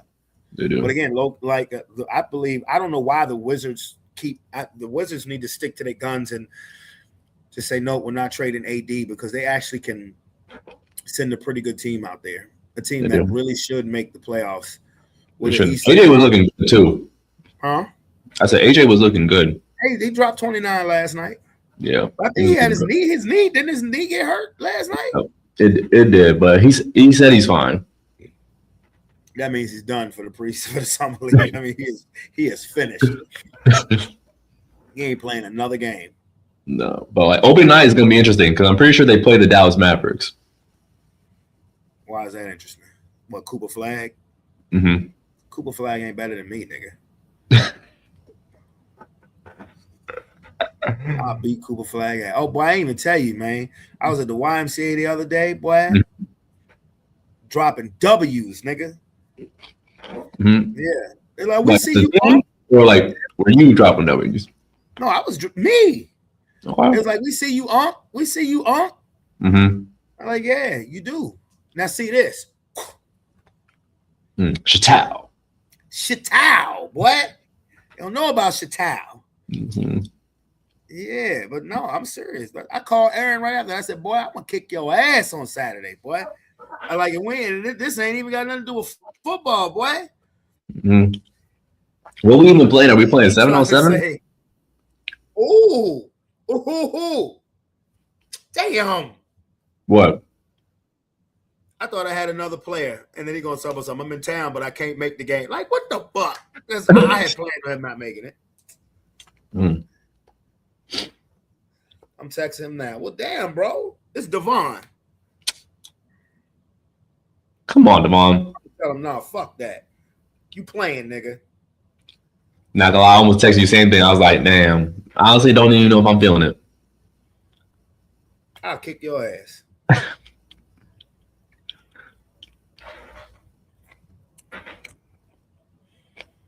I was like, you know what? My knee a little messed up. I might have to sit this one out. Shut up. Shut up.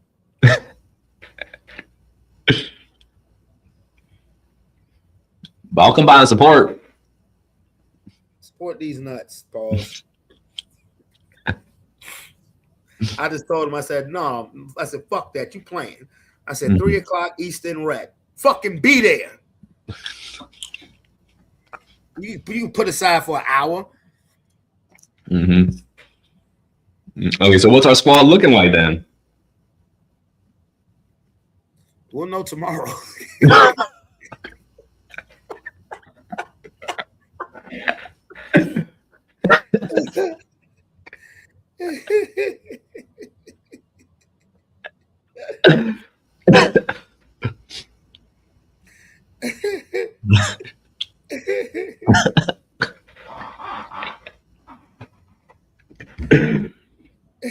That don't sound promising. Look, if we got to run a 3-on-3, me and Aaron have already talked about this. He said if you got to run it, because his squad he don't know who the fuck they got coming for him. He said we may have to run a 3-on-3. I said, all right, we can run a 3-on-3. I don't give a shit. You gonna lose, nigga. Shoot, might have to recruit London. They with their mama this week. Oh. They with their mama till Wednesday. They with their mama till Wednesday. So, that's what it is. Kia still owe me money. You ain't seeing that. I am never seeing that shit. You ain't gonna see it. Talking about I got you in July. It's July 10th now. You're not seeing that, bro.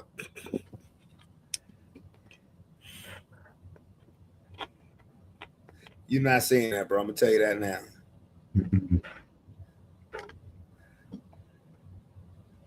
You're not seeing that money. I told you, don't hold your breath. It's okay. Yeah. I feel you. No, I understand. He said, man, this that liquor talking. That's what he said. I hear you and the liquor talking. Because he told me, he said, I got bills to catch up on. And I said, I don't give a fuck. I'm serious. Bro, them bills still going to be there in an hour? And that's real talk too, bro. I'm about to text him that right now.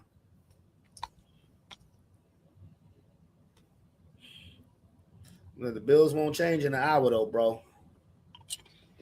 Hey, Lomar, I ain't trying to hear that shit.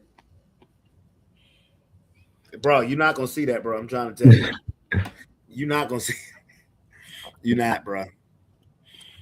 Yeah, I mean, I hope you do, but I sent a link too, so and I've been sending a link the last couple of weeks, so I just I'm be honest with you, like I had to stand my ground in certain situations. When it comes to financially, and I always wanted to win. I do. I always wanted to win, but you can't put a candy wrapper around my head and think I'm a sucker. So I'm gonna leave it at that. Huh? Pause. Ain't no pause behind that. I'm serious about that shit. No, you can't, can't put a candy wrapper around my head and think I'm a sucker now. That's all I'm gonna say. That's okay. I'm always gonna want you to win, but let's there's really no but to that. I always want you to win.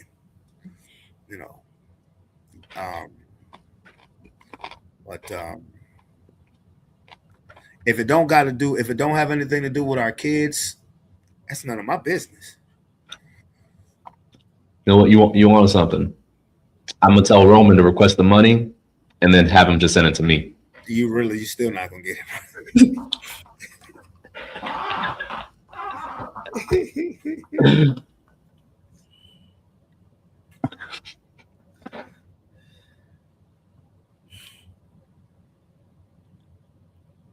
Yeah, but no, seriously, I can't that's me keeping it a buck. That's just me keeping it a buck. If it ain't got nothing to do, directly with our kids, it's really none of my business. You know, this ain't got nothing to do with me. You know, especially if you're around other company, holler at whoever. Because if you can pay me back, you can pay them back. I'm just keeping it. That's all. You know, and I'll help anybody because I know how it feels to be in a tight situation. You know, but at the same time, like I said, you can't put a wrap around my head and think I'm a sucker. Appreciate that. Appreciate it. All right, let me hold a 20 then. Say what? Let me get like a 20. Draw a 20 and pretend I gave it to you. Mm-hmm. You gotta hydrate your players before the match. Oh, I'm gonna come. I'm gonna bring a cooler full of stuff to hydrate. You ain't gotta worry about that. Oh, got you. Yeah, you ain't gotta worry about that. Oh no, I'm gonna stop and get some ice. Shut up, Lomar. Just like when we went to Taylor Farm today. I had a cooler. You know, I knew I had a Powerade for me and a Powerade for London. I had like 4 more waters in there just in case anybody was without. I said, yo, if y'all need to go up here, just go ahead. Oh, don't worry. Don't think I ain't gonna leave my boys out on stock like that. Hell no. All right, appreciate that. And it's not gonna cost $20 neither, nigga. Well, I like to stock up. Give me some Gatorade, electrolytes, make sure I'm full. Kroger's got a sale, bro. Powerade's at 88 cents, nigga. I'm not bullshitting. Kroger's got a sale. You like Powerade? Yeah. 88 cents, bro. I have one for you tomorrow. Appreciate it. Appreciate it. See how you can take care of that? Mm-hmm. See how quickly? See, Lomar, that's how you take care of business. Mm-hmm. You know, and to be honest with you, all jokes aside, I'm like I just can't believe that the shirts are going as well as they're going. I can't believe it. Yeah. This is brand new. I made this yesterday. The yellow one look fire right now. It's fire. I said the yellow one look good. Especially like with the back. Yeah. You like that? You want one? I can make one for you. I'm trying to see if I got a fit for it. Actually, you know what? I might got a fit for it. Okay. I might. Yeah. I'm selling them every week now, bro. Mm-hmm. And honestly, all jokes aside, I thank the Heavenly Father every day, because I had no idea that this thing, and I have people, Kirk included, and shout out to Kirk, bro. But I have people literally who want something every week. And I know one of them is just taking them and reselling them. Yeah. And I don't care. Sell it for whatever the fuck you want to sell it. You just have to buy it from me first. Yeah. Because especially them Holland Springs designs that I'm pumping out there, bro. I'm going to Holland Springs before the school year starts. And I'm gonna take them a couple of the shirts that I've done. And I'm gonna let them know. First, for one, I have my business license. So I have a permit. You can buy these from me and sell them for whatever you want. Or I can sell them and keep it all to myself. Yeah. Because the designs that I have, the shirts that I'm making are fire. They don't have this. They don't. And I let them know, yo, I'm alum. I'm gonna show them because I have a design for football, basketball, Holland Springs in general. Like you should have seen. Like I don't know. Did I send you? I didn't send you a picture of the football one I just did. No, I don't think you do. I'm about to send that shit to you right now. I mean, the only thing you're missing right now is you gotta get digitalized. You mean like have a website? Mm-hmm. I will, and there's no reason why I shouldn't, because I'm still being under the table selling them out the back of my trunk and shit. Even though I'm really not. Technically, I'm really not. Mm-hmm. I'm mailing a lot of them. I just send it to you.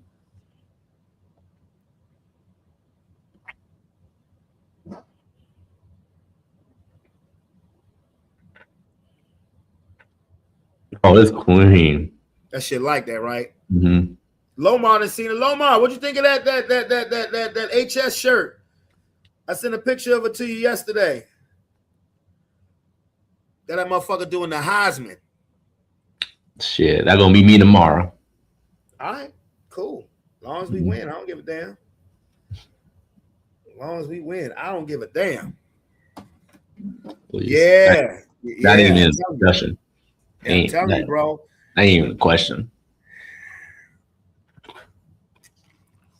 And then on top of that, the week 2 weeks before school start, when I have to do my bus driver meetings, going to the at the schools, I got something for Hermitage. I got something for Brooklyn. Well, Brooklyn already know what I got for them. The sad fact, so does Hermitage. Well, the principal for Hermitage don't know what I got for him. The principal of Brooklyn knows exactly what the fuck I got. Yeah, so it's dope. It's awesome. I'll be honest with you. Like literally, it's literally a third source of income between that and DJing, which I'm probably gonna have to play the day before my birthday too, next Saturday, which is cool with me. I don't care. Give me that money, man. I got some things I'm trying to do at the end of the year, and of course, everybody knows I am trying to fucking move, bruh. Trying to get a bigger place, bruh. But it is time for current events. Yes, it is time for current events. Where my dog Eddie at? Where my dog? Where we go for them current events, boy? Yeah, the man, the myth, the legend, Eddie Griffin. You said the man, the myth, and the muddy plucking legend, Eddie Griffin. Man, now, like I said, if you want, like I said, I can have that. I can have this joint for you next week, bro, because I'm gonna do another order. I'm gonna send out for another order of my designs Monday, so it'll be here. It'll be here by this time next week. Oh, you should see the red joint. I did a red joint too, bro. Red. Ooh. A matter of fact, hold on. I'm gonna put this on for a second. I'm gonna go upstairs and grab this red one for you right quick, because no, I got a red one. That shit is clean, bro. That shit is clean. I'm you know why I haven't worn that one or the ice cold blue jump? It's because I don't have a fit for it. Because I don't have a fit for it. You know how I love that ice cold blue joint. The joint that you got. It's fine, but bro. I don't have a fit for it. I don't have a fit for that or the red one I just made. So I'll be right back. Y'all check this out.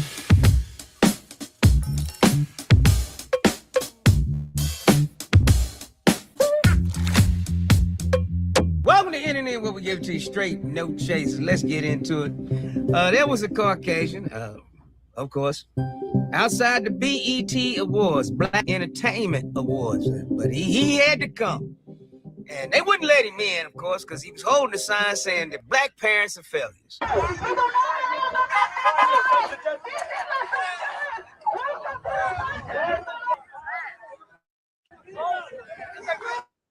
What?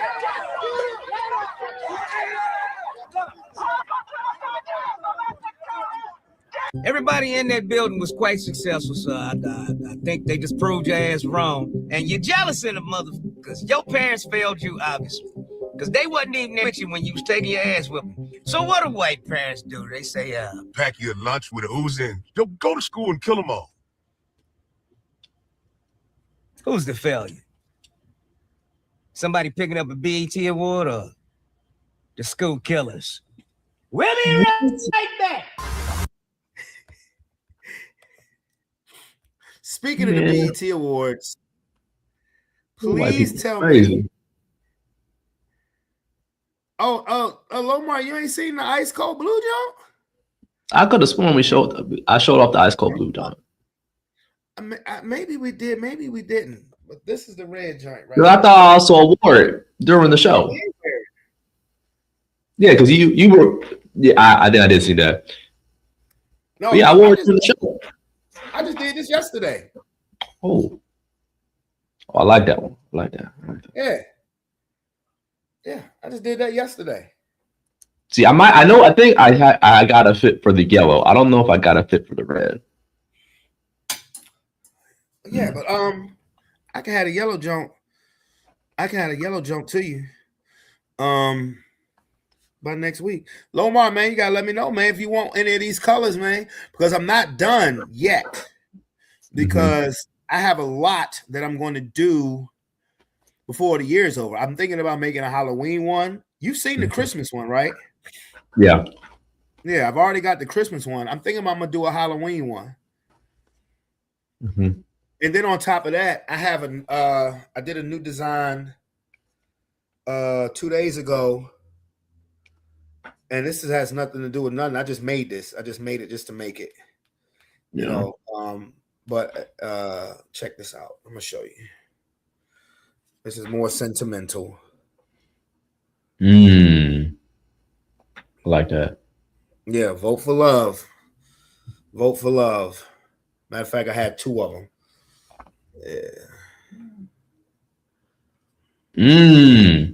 I like that. Yeah. Yeah. I'm gonna need that when I pop out outside next time. The vote for love joint? Yeah. Which one? The second one you just saw? The second one. I like that one. I got you. Because that is what's gonna. I am gonna order those 2 next week. You know what I'm saying? And I'm not making them for me. Like I owe myself at least $100.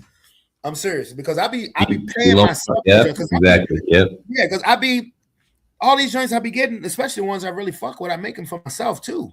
Like my closet is like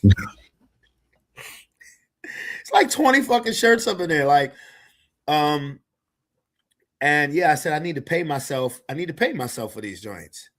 You know, and I'm gonna do that Monday too, because I got some money. I just got some money sitting in my Cash App from what I mailed out yesterday.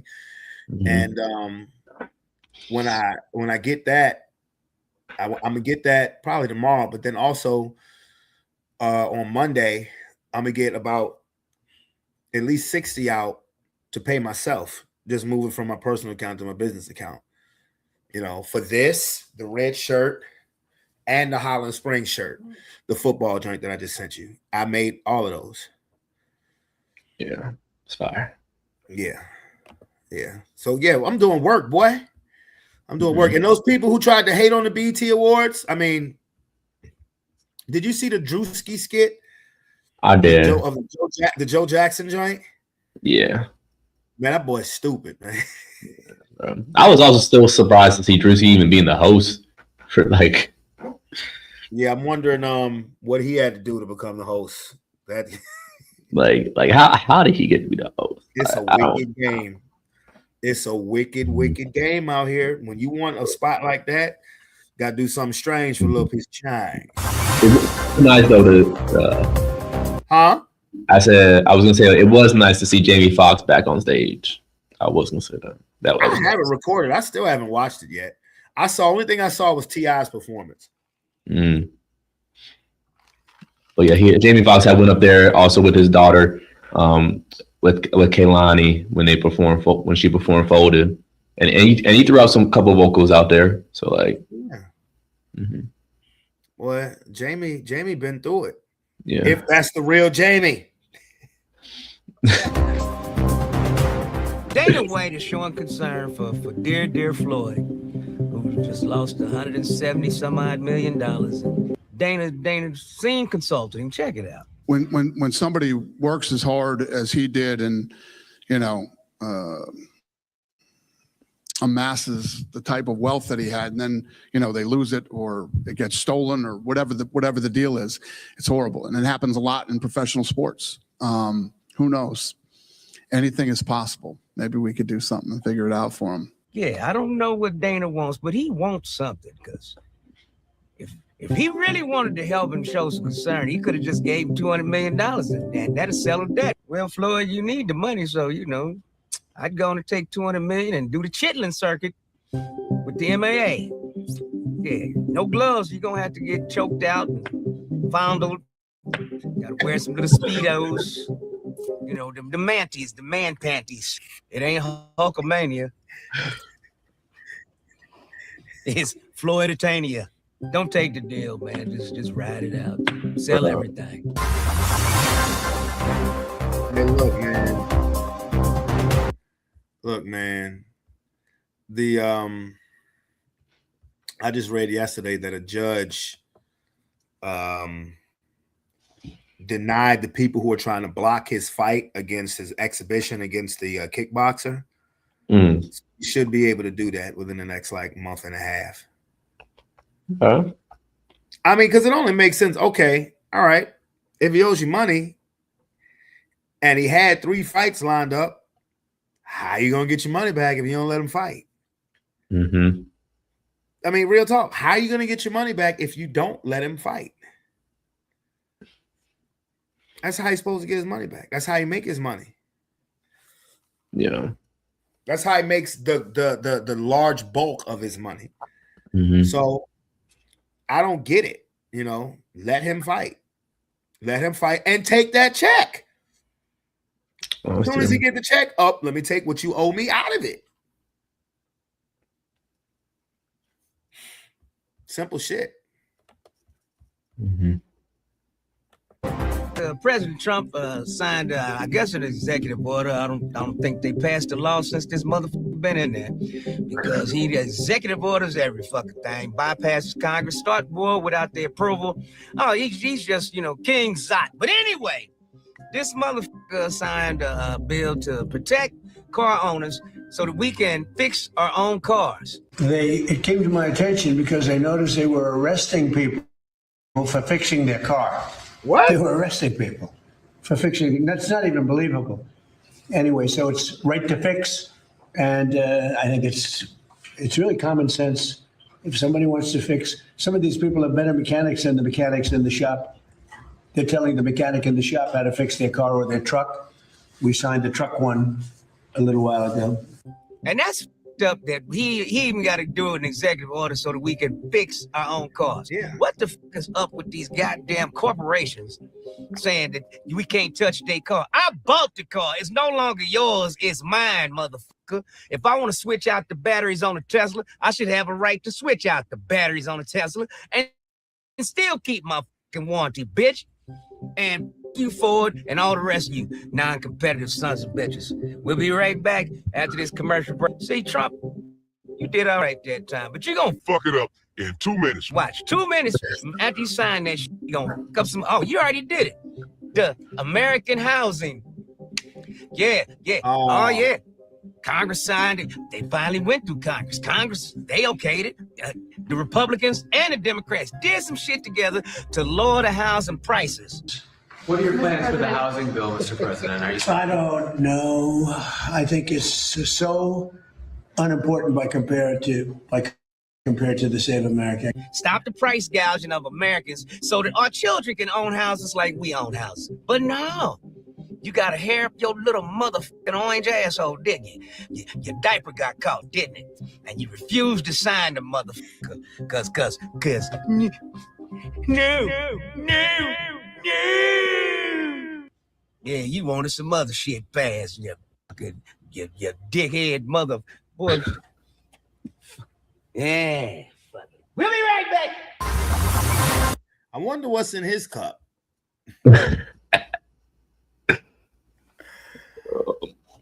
Oh man. Man, my boy, I've had irritating toothache that's been coming and going for the last 3 days. Yeah, man. And I know I'm gonna have to get that motherfucker pulled. And I know I'm gonna have to pay cash for it. Yeah.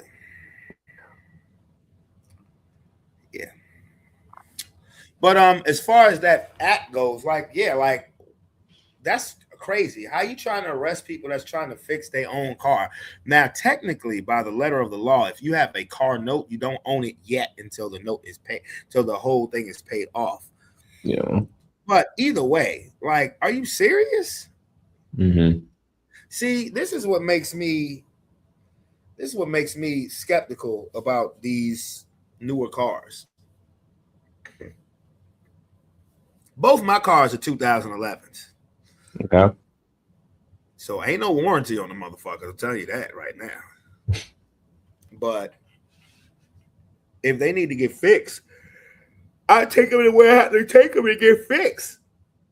Should nobody have to worry about going to jail? I mean, for trying to literally, mechanics are trying to make an honest living. And if you have a car and you know how to fix it, fix it.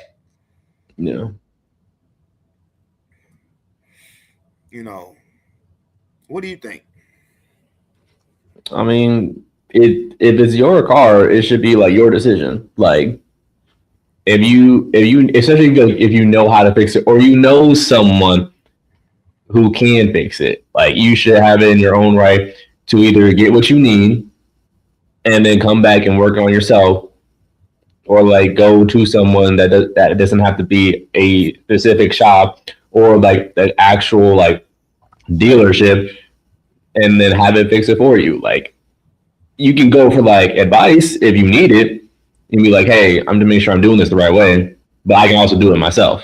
Like, but see, the thing is, they got these computer chips in these cars now. Like, you know, it's harder now to probably fix a car than it was. I mean, because, you know, cars now, you know, think about an electric car. Fuck does a mechanic know about how to fix an electric car? I mean, if they're a newer mechanic, they probably might know something. Yeah. Especially if they went to school for it. That's probably something that they changed in their like later curriculum to be like, hey, we can't just like know how to fix like the older cars anymore. Like, we need to equip you to know how to handle dealing with these newer models that are coming out. And the crazy shit is the best cars, truly the best cars, are made overseas. Yeah. And I'm not trying to poo-poo on Ford or GNC or any other of the American-made joints, but the best cars are really made in China. And they're not even that expensive. Try to get one of them bitches over here. They will put you through hell. Yeah.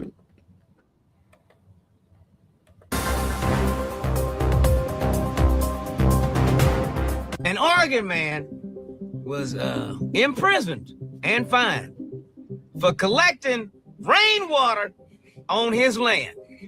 And the state of Oregon said that they own that water that fell out the sky. Well, ain't that a bitch?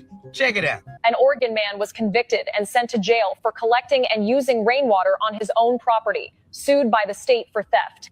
Rancher Gary Harrington built 3 large reservoirs on his own land to collect rainwater and snow melt. He claimed the water was primarily for fire protection reserves and for providing water to wildlife. But the state called it theft and prosecuted Gary. So, state of Oregon, if y'all own the rainwater that's on my property, you own the shit on it too. I'll need y'all to come out and collect all the dog shit, all the cow shit, all the chicken shit. Okay, since y'all own my property, I need y'all to come out and cut this yard too. And if something fuck up on my house, I need you to come and fix that, motherfucker. Since you own the rain, you own everything then, you sons of bitches. God own the rain. Y'all don't run shit. Tyranny is what it's called. If you piss in the wind, it's yours. Let's fuck them up. Let's fuck them up. Yeah, I wish a motherfucker would. Let's fuck them up. We'll be right back. Bruh. I wish somebody would tell me that they own the rain on my own property. Not even that. You own the rain? Like, the rain, my nigga. The rain. The rain that comes out the sky. That comes out the clouds. And falls on. It's not like the rain said, okay, we're gonna rain on his yard by itself. Like, so you're gonna arrest somebody for collecting rain water. I have heard it the fuck all. And you know, in Oregon, it rained like every day. Bruh. There's somebody in Florida right now who saw that and it was like, why didn't I think of that? And maybe they have. Maybe the state of Florida ain't arresting people for it. Mm-hmm. How is that? How? Have to make this make sense for me, bro. Oh no, it don't make any fucking sense. Like, is it literally? He took the rain and actually made something productive. He was like, if it's gonna keep raining in this motherfucker, I'm gonna at least not even make money from it. I'm just gonna be smart with it. Like, he's not doing anything. He literally said, "Oh, this is going to the wildlife. This is something I'm gonna just use just around my house. That's it." He's literally making $0 for it. $0, bro. And you can clearly see that he had a filter for the water to go through, so it was purifying the rainwater. And you sued him for making no money from the shit. Well, they arrested him. Oh yeah, that's right. He arrested him. But it's also it's just rain. How the fuck? First of all, how can you steal rainwater? How do you steal rain? How do you steal what falls from the sky? Shit. If it's rain, you gotta let that shit hit the ground. Can't do nothing. What are you gonna say? Hey, clouds, can y'all go that way? Because they gonna they gonna listen. Y'all can't rain on what? The state of Oregon, you ain't shit for that one. Mm. It just gave me an idea of something to do when I'm a homeowner. It gave me an idea. But I mean, come on, man. Especially if you have people who have well water. They're people when you buy a home. Yeah, there's a filter system down in the well water that purifies it. If he has a system that purifies the rainwater, he probably could have been making some money. Mm-hmm. But it's not like he went into a grocery store and stole a pallet full of gallons of water. It came from the fucking sky. Yeah. Hey man, the greed of people, man. The greed of these you earned this one. God damn. That's to the state of Oregon. Well, see, if it falls everywhere, how much? I mean, I understand, but see, some places in the country it rains more than others. And Oregon in the Pacific Northwest is one of those places. It's like Florida; they pretty much get rain every day. Yeah. Rains all the time in the state of Oregon. So, and I mean, if any farmers were paying attention over the last week, y'all could have been racking up.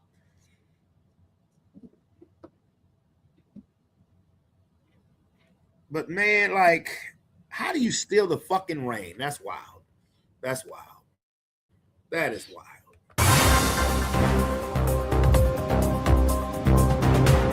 President Trump wants Americans to snitch on your local gas stations.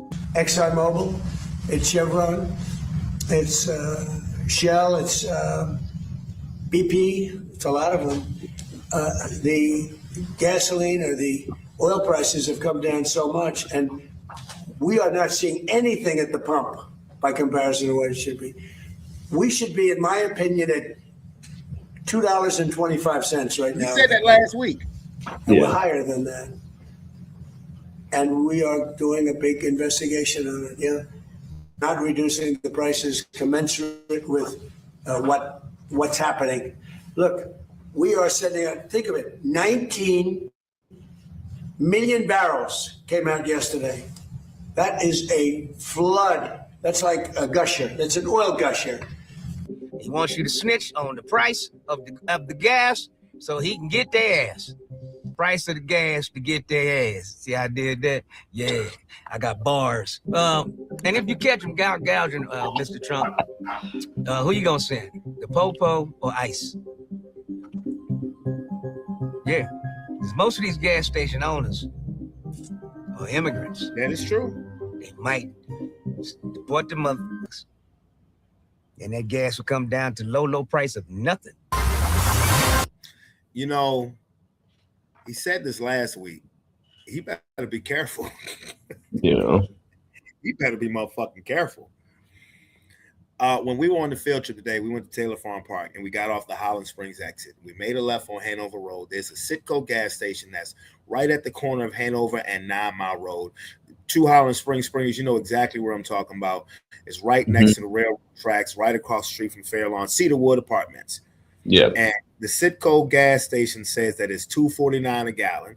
I rode by that shit. I told Ace, I said, you see that gas price over there? I said, don't trust that shit.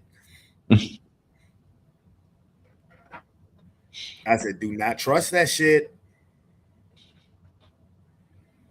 But I mean, he better be careful fucking with them cats. Hey, everybody will. If he dropped, if the price of gas went to $2.25, motherfuckers might demand he get reelected again for a third term.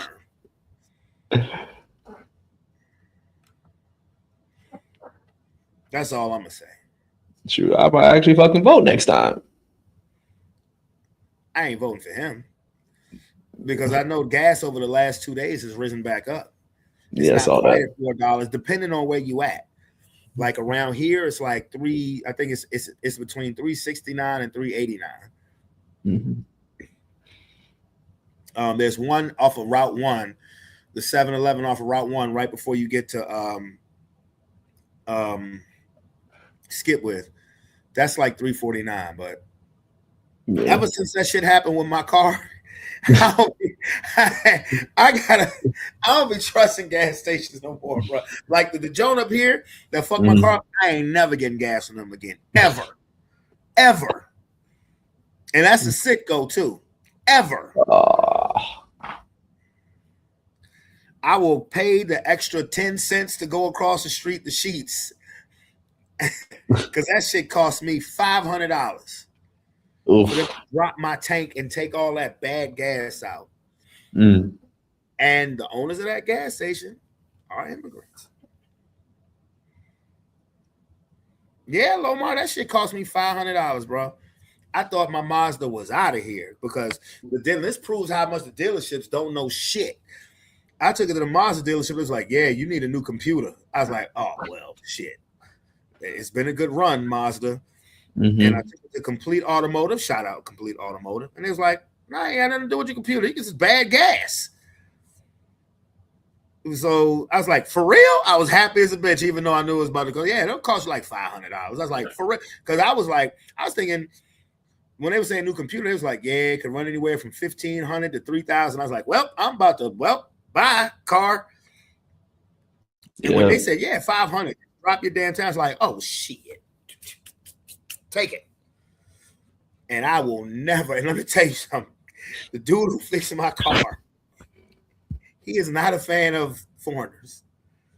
And he let it be known when he was telling me about that gas. He's like, and the sand people, they don't care. They don't care if your gas tank messes up or not. I was like, damn. I was like, ooh, you just fixed my car. So I'm gonna just shut the fuck up. Like, I'm just gonna shut the fuck up.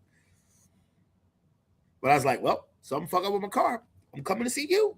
I was like, sure. Yeah, but yeah, that's crazy. That's crazy. They need to it's just crazy how greedy. Like the further we get into the future, the more greedy these companies and corporations are. Like we just had a story about them arresting somebody for saying that he stole rainwater. What the fuck? That is one of the most natural resources you can get.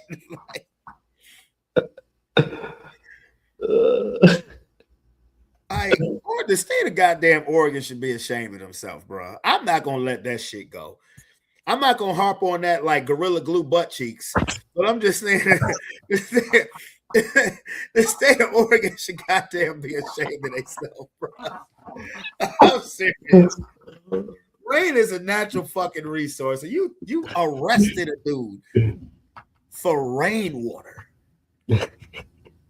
That ain't as Gorilla Glue and butt cheeks because I'm still trying to figure that one out.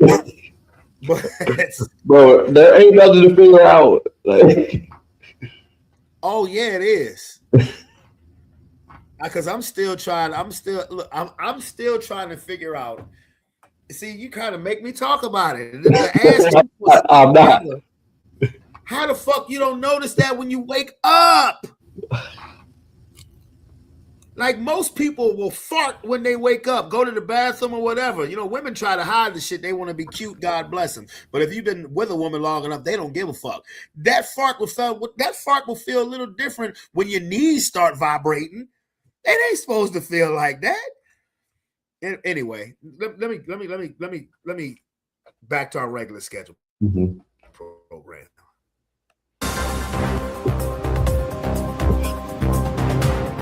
Forever out of repair, damaged, aka Ford Motor Company.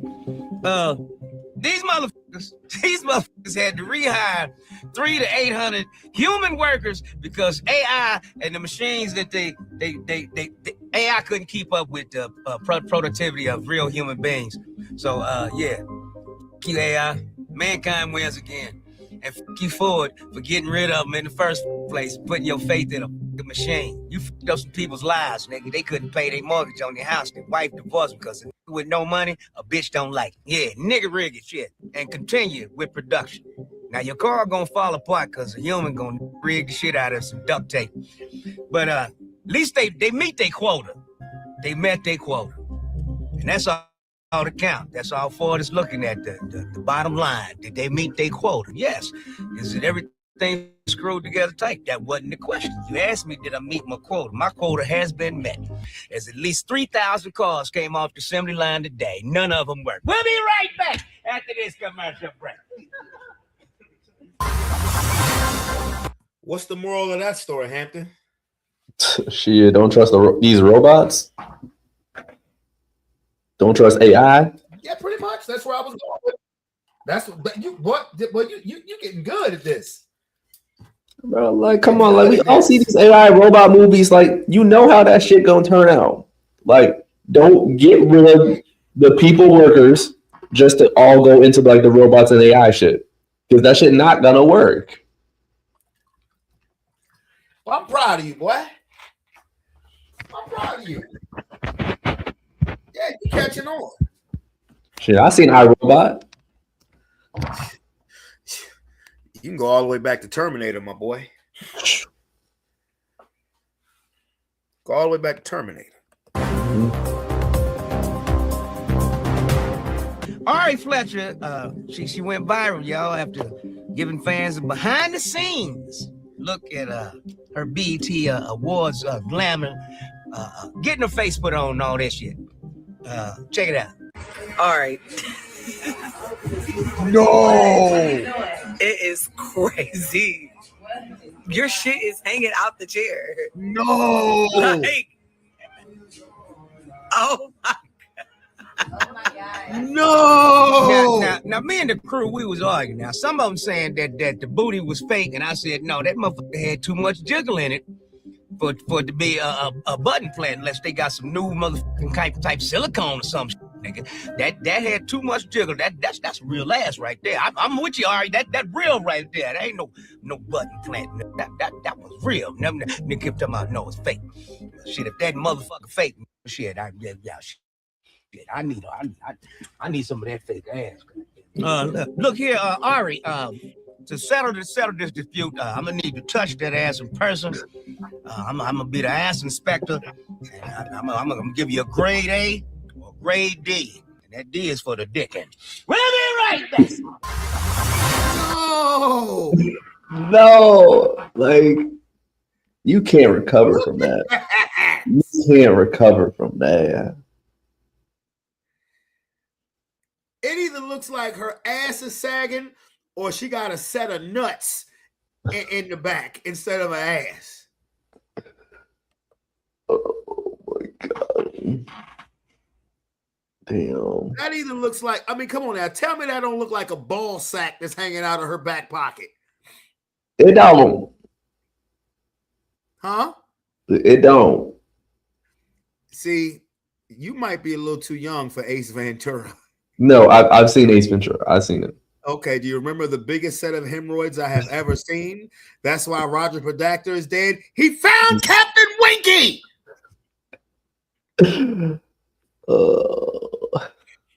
God, that is. Shout out to Jim Carrey. Shout out to Jim Carrey, man. Yikes! Oh my goodness gracious! Look at that ass in person. I would be afraid to touch your ass now. I'm gonna give you a grade A or grade D, and that D is for the dickin'. We'll be right back.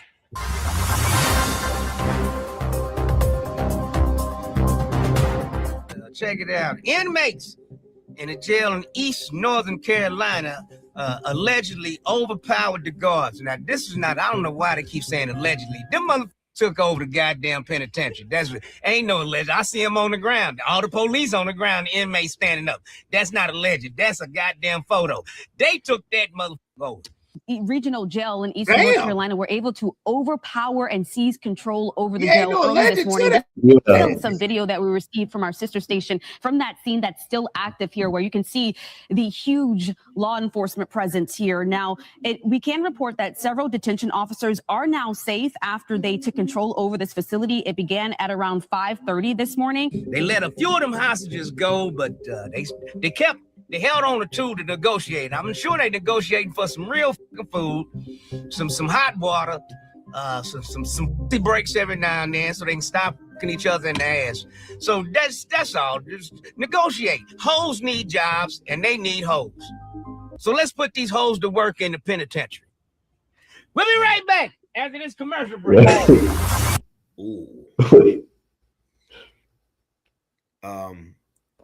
The math not mathing. Why? Why is that?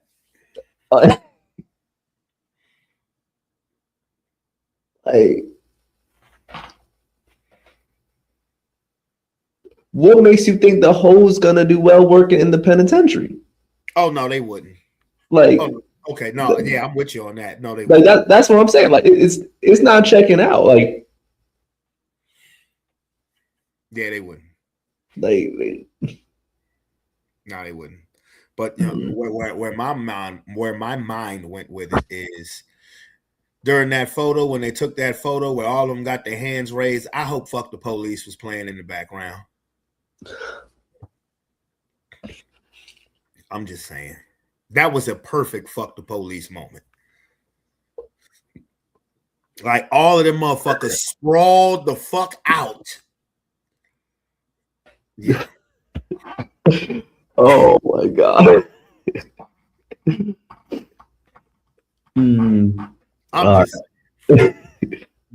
I mean, come on now. You saw the picture. I did see it. Like there ain't no allegedly. Like ain't no allegedly to that. They took over that shit.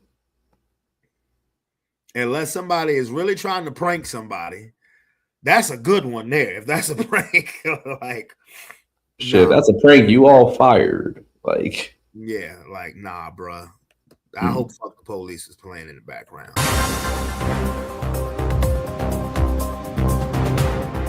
An old geezer tripped over the sidewalk and busted his head wide open. Now he is suing that particular state for $35 million. Check it out. Ooh. Yeah, that cane stayed in his hand though. That cane, he did not let that cane go. That was astonishing to me. Yeah, he loves that cane, and I hope he wins. Cause if he wins, I'm suing every state I've ever driven in for the potholes, fucking up my shocks on my car, which I have to go get the tires rotated because they can't seem to just fix a goddamn street. But they come up with $100 million budget. You always see them out there on the road, them cones. They good at placing cones. Whoever doing the cone, that motherfucker, he collect checks. He put them cones up, but ain't no work nowhere. But them cones is every goddamn where. Keep coning. Keep coning. Coning. Same shit. Motherfucker got a semi truck going from state to state, laying cones down. What kind of shit is that? Hey, So if you're walking down the sidewalk and you trip and fall just over the sidewalk, sue the fuck out their ass. That's what it sounds like. Is that not what you got from that? Yeah, no, literally. And I know some clumsy ass people. They be rich. You talking to one clumsy ass person? You what I'm talking about? You said what? You one of the ones I'm talking about. Fuck you too.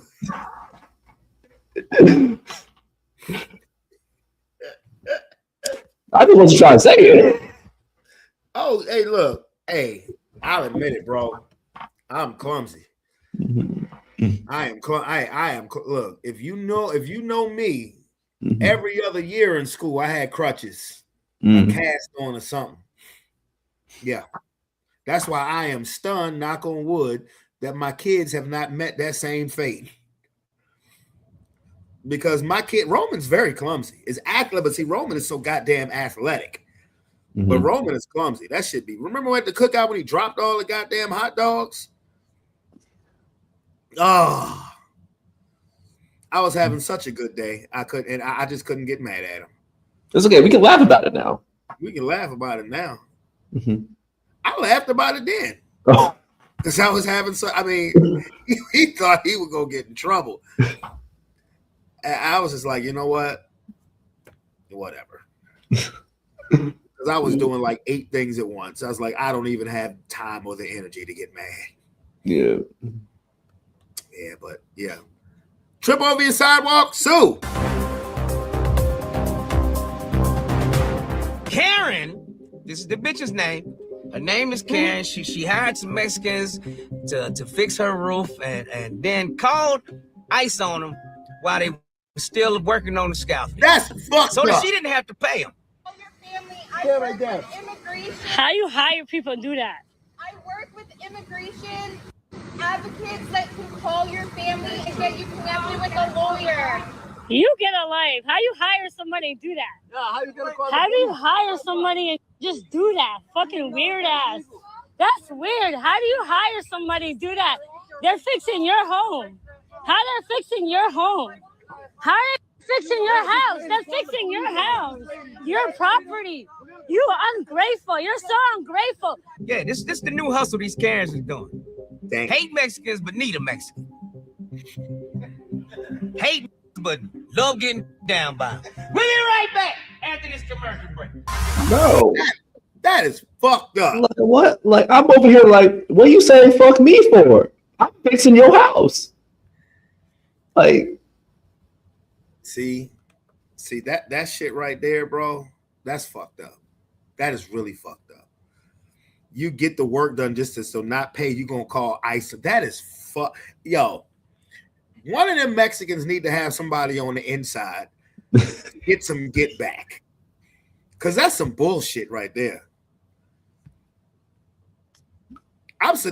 Look. You know what? I'm just gonna say, there's some white people out there that's just devious as a motherfucker. I'm dead ass serious, bro. It is.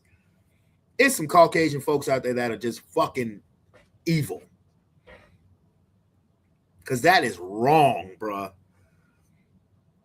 So now I know, but I'm glad I don't work in construction, because seeing some shit like that, and if somebody hired me, I'd be like, nope, hell no. Hell no. Hell no. So that's probably you don't got a choice. Oh, they have a choice. Look, do you think these Mexicans ain't getting wind of these stories? And you're like, And private jobs. Yeah. Now, jobs for companies, sure. Yeah. But private jobs like that, a private home, hell no. No. No fucking way. Because I will say this, they bust their ass. They bust their ass and they do good work. Yeah. That's fucked up, man. That's fucked up.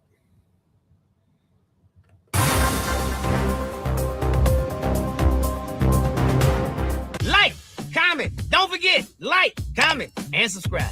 Like, comment, and subscribe. And tell your friends subscribe too. Hey, YouTube, y'all know I'm the hottest news on the mother internet, how come my numbers don't move? Because I know everybody that's watching is telling a friend they need to tune in, and they tuning in. So how come my numbers ain't moving? YouTube? Yeah, I'm hiring a private investigator. I want to see y'all books. I want to see this. I want to see the code writers. Yeah, Shit, I want to see the it's because numbers. they're watching Real through live us. numbers, mother. Zero bots. I required 0 bots, mother. All mine is live people's. Because I've seen on some of my videos. I have a couple of videos where when I post them like a day later, I'll have a couple thousand views, and then one day I'll check the numbers and it'll be down to like 5 views. I'm dead ass serious. I saw that this week. I'm dead ass serious. They can control the algorithms like that. Yeah. Dead ass serious. I saw that shit this week. Couple shorts that I had a couple thousand views, and I went to the analytics and the bitch said like 5 views, 6 views. I'm like, wait, what? Mm-hmm. Yeah, I said it, YouTube. Hey, shit, they still these motherfuckers still I still can't make money through them. Oh shit, I should go live on TikTok right now. I can get money from TikTok. I got my PayPal account hooked up to them and everything else now. It just took for one motherfucker to pay me to say, oh, really? Okay.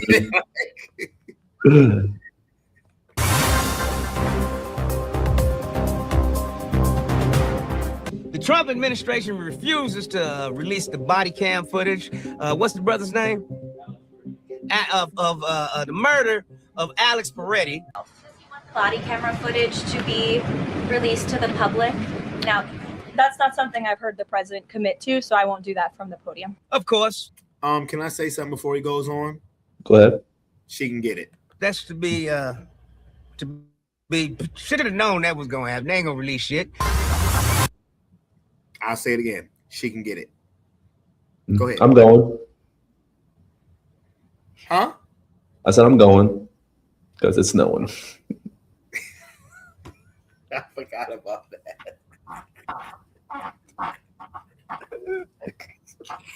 Oh.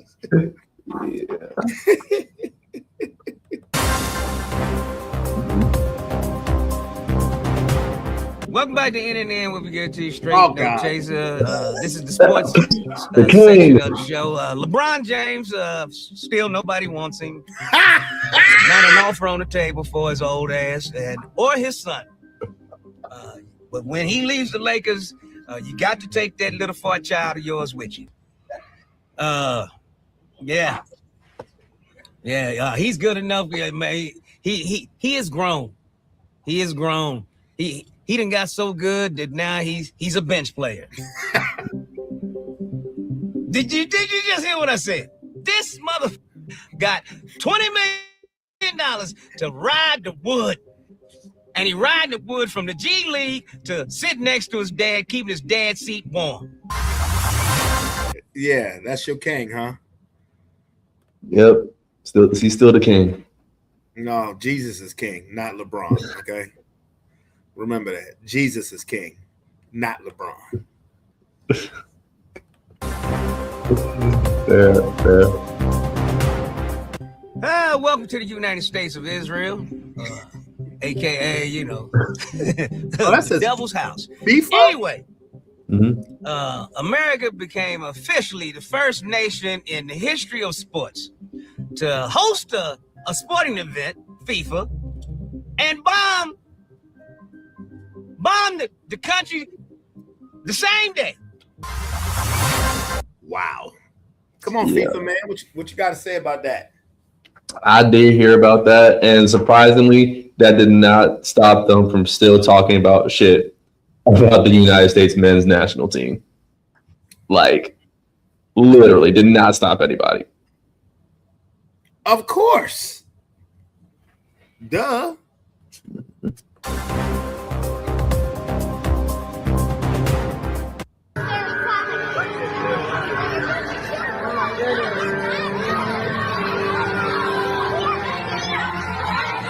Take me now, rolling on. Take me now, rolling up.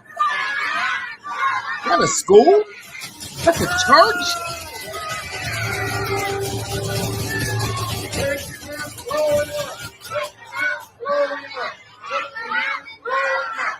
Well, now, there you go. Now, you tell me, is these white people devils or what? They in church doing a mock execution of an immigrant. And the preacher, the priest, whatever, the demon in charge, sitting up there, lock him up, blow him up, lock him up. And this is, I had the children in there yelling that shit. This is how racism is spread. It starts from the adults and ends up with the children. Mm-hmm. Yeah, y'all some sick mother. And on that note, till next time, this is NNN. Lock y'all up and blow you mother back to Europe. Go back. We don't want you over here. Go. Get out.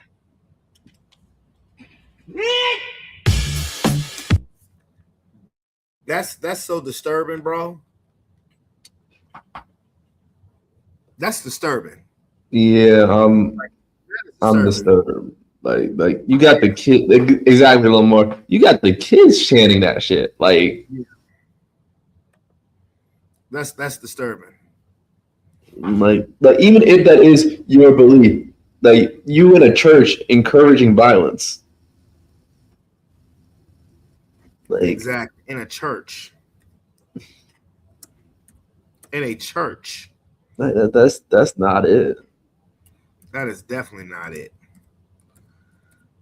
Oh my Lord. That's why I pray every day, man. That's why I pray every day. I'm serious. Because that's disturbing. That's disturbing. My Lord.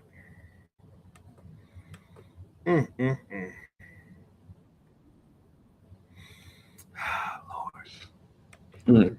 See, now I have to talk about something that's gonna make me laugh now, because that shit bothered my soul. Ladies, I'm gonna start here. I'm gonna shake the room up. Huh? What's wrong with you ladies? And y'all know I'm not a man versus woman, woman versus man content type of individual. That ain't me, because I want us to be here. Pause. No diddy. But in this situation, what's wrong with you ladies playing with fellas' butt cheeks? Huh? What's wrong with y'all playing with people's butt cheeks? And I'm talking about whether it be in extracurricular activities, in pranks, or on Get Back. What the figgity is wrong with y'all and playing with a man's butted cheeks? You know what I'm saying? Word to muddish mouth. You hear me? I'm just like, I don't know what the hell is going on and what individuals thinking. Let me make sure I can pull this up, because this is atrocious. Yeah, here we go. Yeah, why though? Why, ladies, are y'all playing with people's butt cheeks? I'm gonna read this and I'm gonna put this lady's picture up here so y'all know, get content, context as to what I'm talking about, because I know y'all like, Phil, you bugging on a Monday morning. Why you talking like this, huh? What you talking? Well, watch. Arrested wife gorilla glue sleeping husband's butt cheeks together after catching him cheating. Pause. No diddy. Listen, I got more to the story. It says wife gorilla glue sleeping husband's butt cheeks together after catching him cheating. In Houston, Texas, Sheila Osmond, 43 years of age, allegedly has been taken into custody after authorities say she glued her husband's butt cheeks together. Oh, let that stand right there. Glued his butt cheeks together. Sheila had been watching Larry, which is the husband's name, move suspiciously for weeks. Late night text, random errands, and his phone always flipped face down. I turn my phone upside down a lot of times, even when I'm home alone. So that ain't about nothing. But She didn't say much, but she knew something wasn't right. Then she finally found the messages and realized Larry had been cheating. That night, Sheila didn't scream. She didn't pack his bags. She waited until he fell asleep around 2 a.m. while Larry was knocked out. Sheila went into the garage, grabbed the Gorilla Glue, and decided to teach him a lesson he would never forget. By morning, Larry woke up in a panic when he realized his butt cheeks had been glued shut. Damn it, Jim. He started yelling, stumbling around the room, asking what happened. Sheila just sat on the edge of the bed, quietly smiling and enjoying her handiwork. Next thing you know, the ambulance was outside. Neighbors were peeking through the blinds, and Larry was being helped out, wrapped in a blanket, looking embarrassed beyond words. Now everybody is arguing. Some say Sheila went way too far. Others say Larry embarrassed her first. What do you all think? Did Sheila cross the line, or did Larry earn that wake-up call? Huh? You know, based on that picture, based on this picture, Sheila could get some work.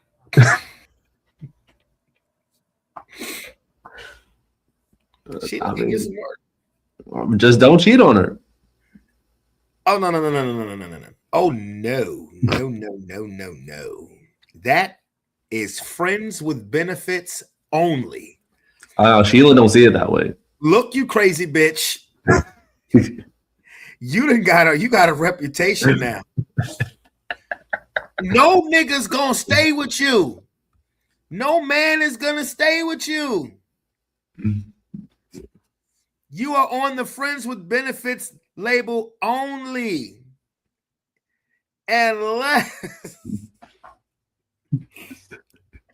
Unless you find you an old dude who got nothing left.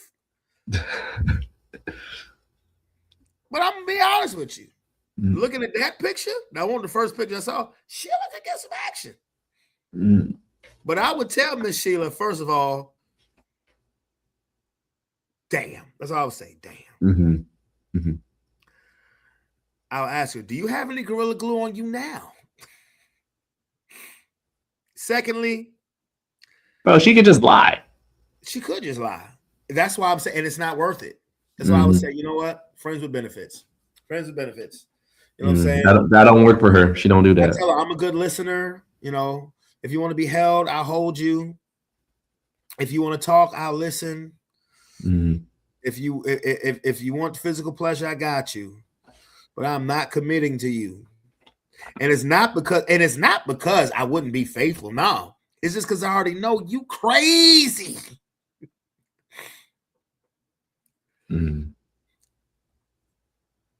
But you kind of cute. But you kind of cute. For a butt cheek gluing bitch. And then I would just have and then I would have all of these. Then I would have the questions. How did you get them to stick together? He ain't going to sleep at 2 o'clock in the morning. Don't worry, she can show you rather No, that's than why you ain't gotta show me shit. Hey. Yeah, you don't have to show me nothing. I'm sorry. You don't have to show me nothing. It's plastered on the news, so I'm not what I'm gonna say. I don't believe you. You got arrested for it. But based on that picture, yeah, you kind of cute with your crazy ass. Kind of cute. But that's still, man. That's man, that is trauma. That is trauma. And to anybody, yeah. I mean, moral of the story is just, leave. Goodness gracious. If it's that hard, and I know it's easier said than done, but if it's that hard to be faithful in a relationship, then you shouldn't be in a relationship. Man, woman, whatever. if it's that hard to be faithful in a relationship, or if it's gotten to the point where we had this talk, Hampton. You know, if you're not where you were at the beginning of the relationship, guess what? Guess what? Then why don't you just go ahead and go on about your business? And I know that's easier said than done because some people don't want to accept it. Now, if you give those options, look, you either gonna let me go, or I'm gonna glue your ass cheeks together.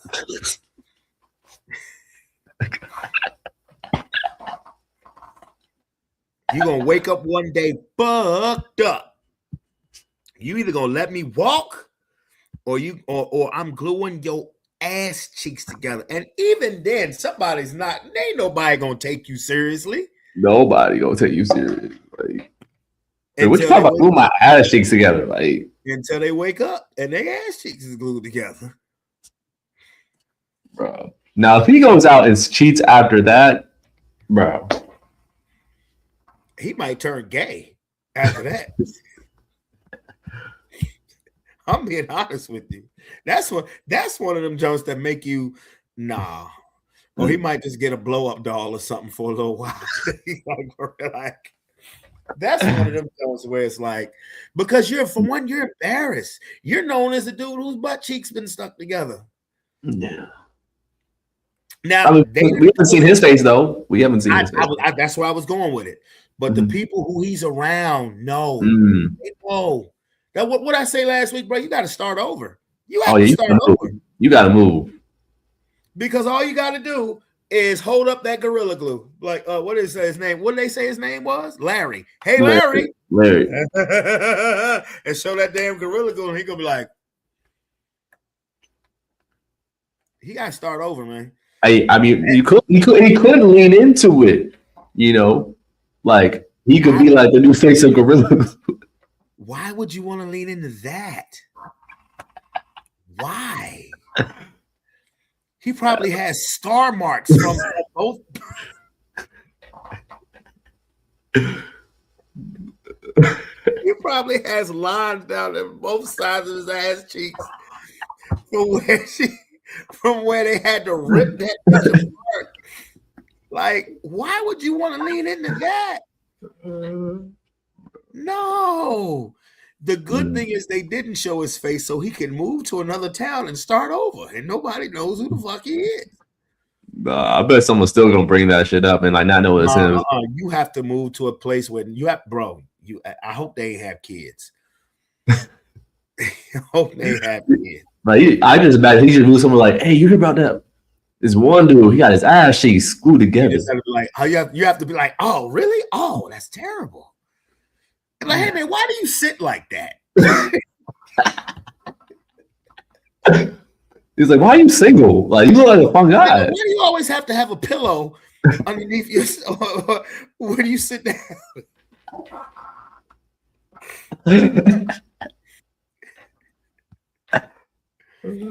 Why do you want paste instead of glue? What the hell? Like, what's going on? Like, hey, guess what, dude? What? Eddie did 2 in 1 week. For real? I ain't lying. I ain't making this up.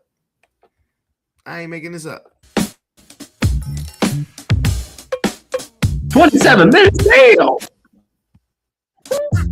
I know, right? Welcome to another installment of NNN where we give it to you straight, no chaser. Let's get started with the darkest news with the whitest people. There's some strange people in Ohio, and that's most of Ohio. LeBron included. Yeah, strange motherfucker. They ain't going nowhere. Nobody wants you. That's anyway, right. But that was his family, and all four of them, the granddaddy, the grandmama, the mama, and some other bitch got arrested. They had 16 children in a dirty little house. It had a mattress with doodle stains on it. Just take a look yourself. Yo, oh my God. What the fuck? Are you guys okay? 16 children have been rescued from what authorities are calling a house of horrors in rural southeastern Ohio. 4 adults, Gary Siders Sr., Gary Siders Jr., Christina Siders, and Elizabeth Siders, have been arrested in connection with the case. Investigators have not yet released the exact relationship between the 4 suspects or whether they are related to the children. Authorities described the scene as pure evil, calling it one of the worst child abuse cases they have ever encountered. According to investigators, every child required medical treatment. 2 of the victims were so severely injured that they had to be airlifted to a level 1 trauma center for emergency care. All 4 suspects are facing felony child endangerment charges involving serious physical harm. Investigators also say there is currently no evidence that the case is connected to human trafficking. Officials believe the suspects had been traveling before temporarily staying at the Ohio home where the children were found. Authorities have not yet revealed what led them to the property, but many are calling the rescue a miracle that may have saved 16 young lives. As the investigation continues, more details are expected to be released. Our thoughts are with the children as they begin their recovery. I mean, I done been to some dirty houses when I was growing up, but ain't nothing ever looked that motherfucking nasty. I mean, the nastiest shit I seen was a couple of roaches running across the wall, waving, saying hi. That's it. But this,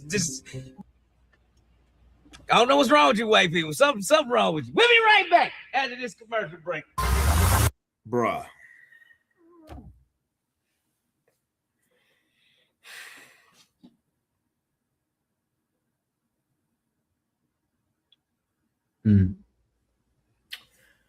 Remember how last week we found out that the state of Idaho,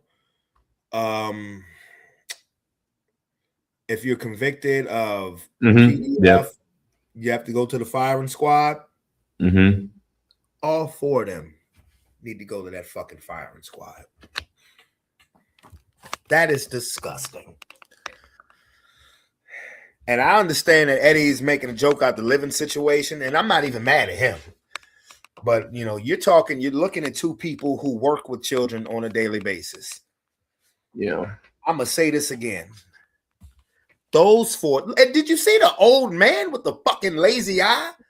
I'm going to say this. You old cracker bitch. They need to be in that firing squad. We'll say you, Hampton. That's gross. I don't even know the firing squad's enough. I feel like each of the 4 of them need like their own punishment. Like 16 kids, and 2 of them need to be rushed to the hospital. Airlifted. Come, like, no. Like, and the fact is not even traced to, or like they say, like it's not even traced to human trafficking. Okay, so I mean, okay, all right, fine. No traces of human trafficking. It doesn't matter. You had 16 children locked away like animals. The fuck is wrong with man? Man. Boy, we live in a sick ass world, boy. And see, and the thing about it is, what they not realizing is that all 16 of them kids is gonna be fucked up for the rest of their life. Yeah. All 16 of those kids are gonna have trust issues for the rest of their life. I hope that, I mean, they need to invest serious time, serious counseling, and serious energy in all 16 of those children. Those children are innocent, man. They're innocent. They don't deserve that. That's disgusting. That's disgusting. And did I use the word cracker, bitch? Yes, I did. And what? Because that's what the fuck those people are. They don't speak for the entire Caucasian race. No, they don't. But they speak for them as individually. For sick ass Hampton, Lord have mercy. Whew, Lord have mercy.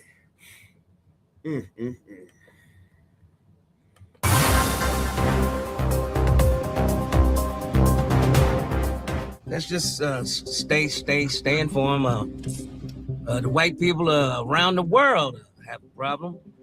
This woman in Israel chopped her child's head off with an axe and then ran down the street laughing about it. Check it out.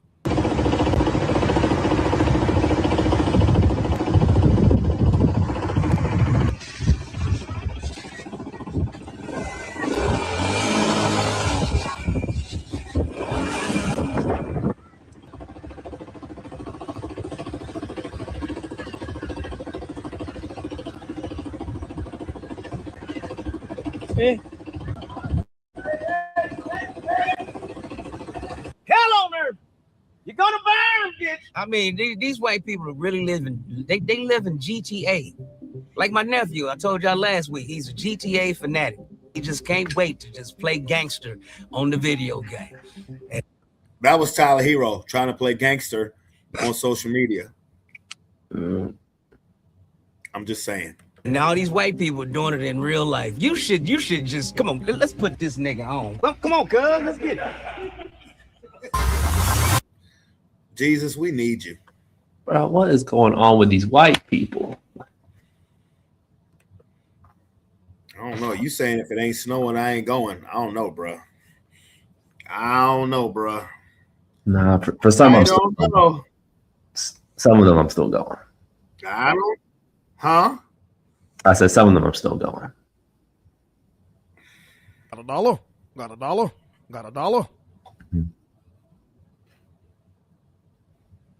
Black queens forever, snow bunnies never. I said black queens forever, snow bunnies never. I said black queens forever, snow bunnies never.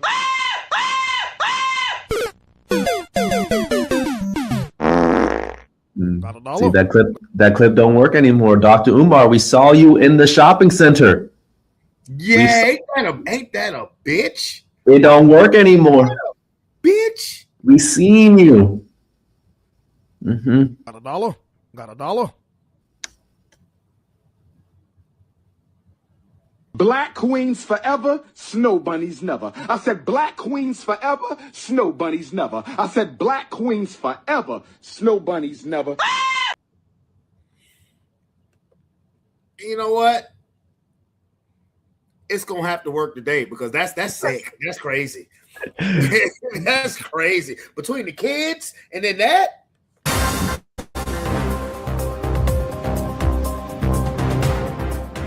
Remember, we were all excited because Elon Musk was going in to clean the government out. They called it Doge after his failed coin. But anyway, what the fuck ever happened to Doge? Yeah, I mean, no one just really caught on to this shit. Really, that's really all that happened. Like, I used to have one of my homeboys on here who was a real conspiracy theorist, and he was swearing by Doge. Where is that now? It was going to be like the crypto, and it didn't happen. Supposed to clean the government out failed. Yeah, it really didn't. Obviously, because all them corrupt motherfuckers are still there, and it has been officially shut the down. And not only did they not fix the deficit, they increased it.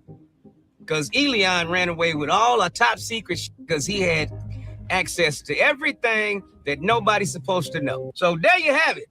Elon runs the world now. Well, the dark side of Doge being closed down, the resources that were allocated to take care of those children, those have also been canceled. So now the children are going to die. But it's not like the Trump administration or the Democrats or anybody that calls themselves part of the United States government actually gives a You know, politics got to eat too, Mo. Politicians got to eat too. I don't know what you're talking about. They're siphoning shit at the top. Those kids are going to die, nigga. And politicians, they got bills to pay. They got private jet rides and shit like that they need. They ain't paying no taxes, but still, they still need that money. Sorry to bust your bubble there, Mo. Hell yeah. Yep. All those children are going to die. That's why I say, if you can't afford them, don't have them. You're looking for somebody to help raise your kids, you done f***ed up to begin with. So I'm not donating to nobody's kids. Trust and believe that. Your kids is hungry. Mine is eating. Takes a village to raise a child. Which village? Who's in the village? Right. The village people? That's what's bringing children nowadays. The village people. YMCA. It's fun to stay at the YMCA. Hey, bro. Doge, huh? Man, I wish my boy was on here right now, but he ain't gonna come on here no more because only Doja I know is Doja Cat. That's it. And I love my boy, but he ain't gonna come on here, especially if you have any questions that that if there are any questions about this, it's gonna be a problem. So, but all I got is questions. So all I got, nigga, that's all I got is questions. Like, yeah, the only Doja that I know of is Doja Cat, and even she done admitted that she a demon. Ain't that a bitch?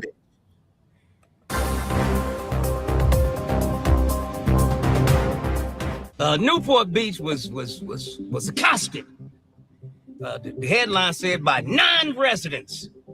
I don't think nobody actually lives down there. They just hang out down there. But anyway, all the 9 residents came and f***ed it up.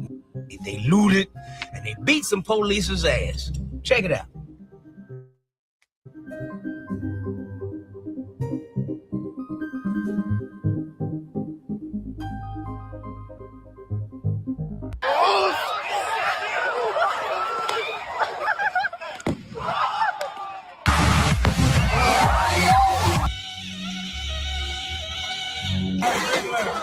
Hey, my fault.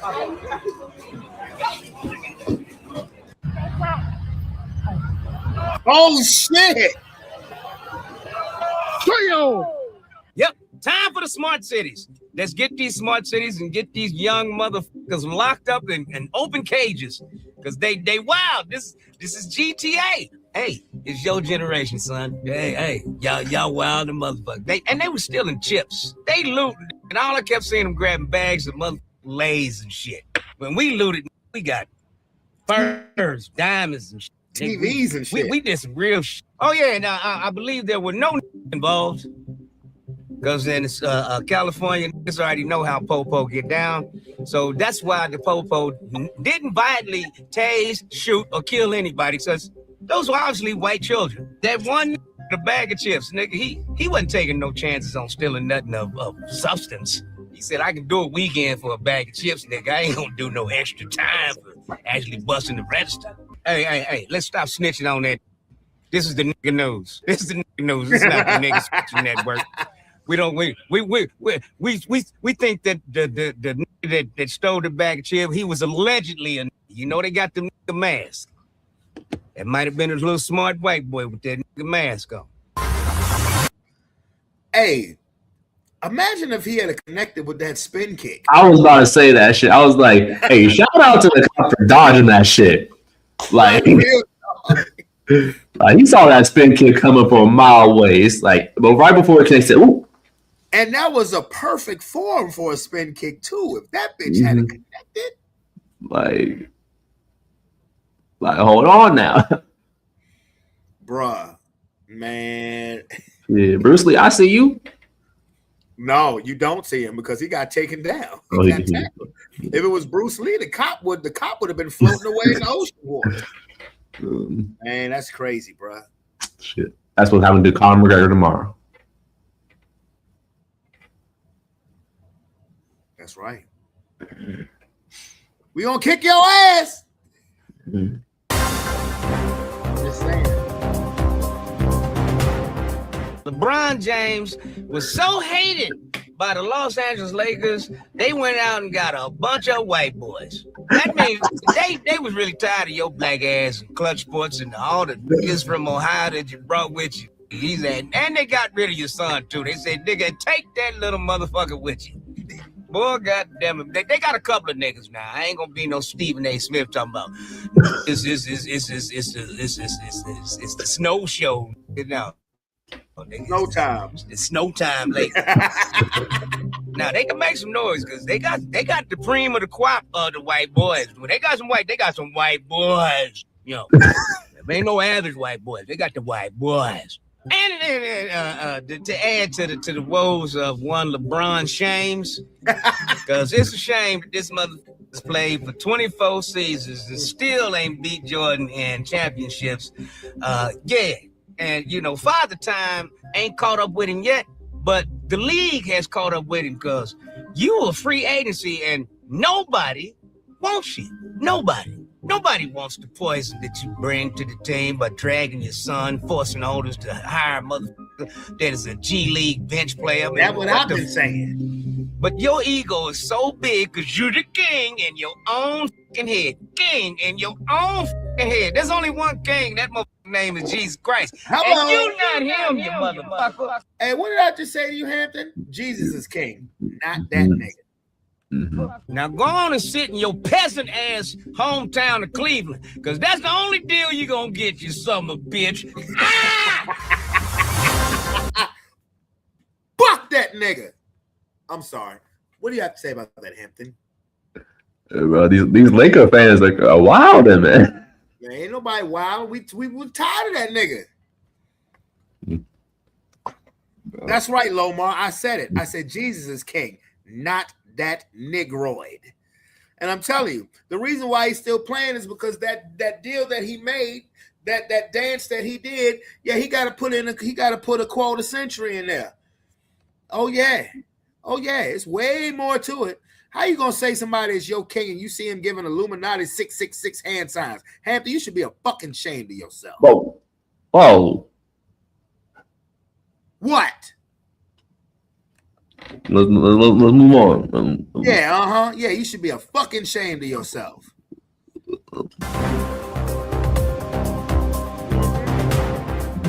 Welcome back to NNN, where we get to you straight, no chaser. This week in sports, Mexico and England played in World Cup, and it was it took place in Mexico City at the Aztec Arena, and it's hot as hell down there. There's nobody from England but the English players, and the English players had to stay in a Mexican hotel. The Mexicans they flew drones and blasted sombrero music all goddamn night long to make sure them English motherfuckers got no sleep.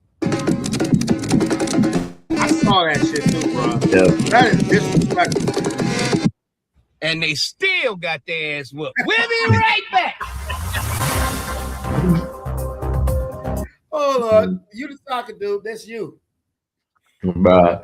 I also heard that after this happened, even the next teams that were playing, they booked 20 different hotels and just making sure hey, no one's gonna know where we're staying at because this shit not about to happen to us. That is petty as shit. It's funny as shit, but it's petty as shit. Trump says that he's prepared to go full America First mode overseas at the NATO summit in Turkey. He said that America has given over $1 trillion to NATO, and NATO has done nothing for America.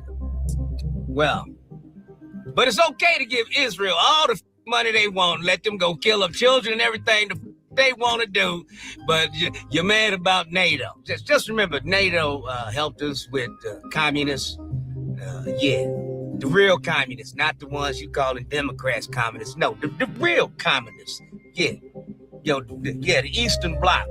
And then NATO said, we're not going to go one step past the line. And then they just gobbled up all of Eastern Europe. And now they're at Ukraine, which is right next to Russia. You're mad because Putin is shooting at you, motherfucker. We'll be right after this. Play even, motherfucker. If you're going to charge them, then charge Israel. We'll be right back after this commercial break. Any comments? None. Moving right along.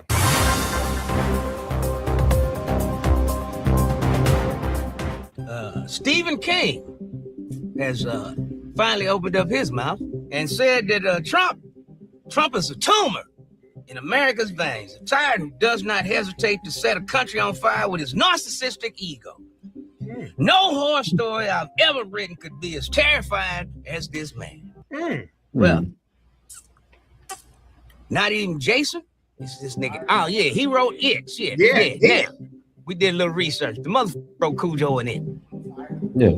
Hey, Mo, wake up, nigga. We seen you over there drooling.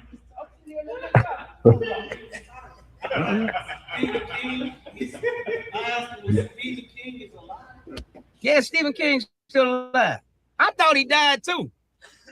I thought I heard the motherfucker died 3-4 years ago. Now they got a new clone. Yeah, I think that motherfucker did. No, Stephen King ain't dead. Matter of fact, Stephen King is trying to do that shit that what's his face, Hampton, who wrote Stan Lee. Yeah, Stan Lee. Mm-hmm.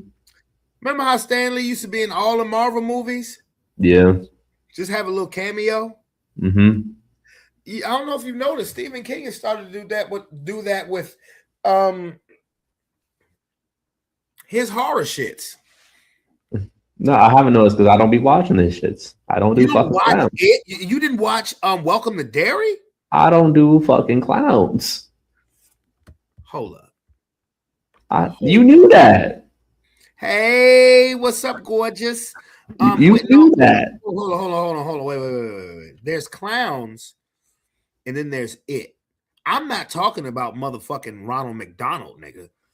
I'm talking about Pennywise. His face is white. You've never watched? You're scared of clowns? I'd be scared versus like I think they're fucking weird. It's two different things. No. That ain't what I asked. You're scared of clowns? When I was younger, yeah, I was scared of clowns. But now I'm older. I think clowns are just weird. God damn! God damn!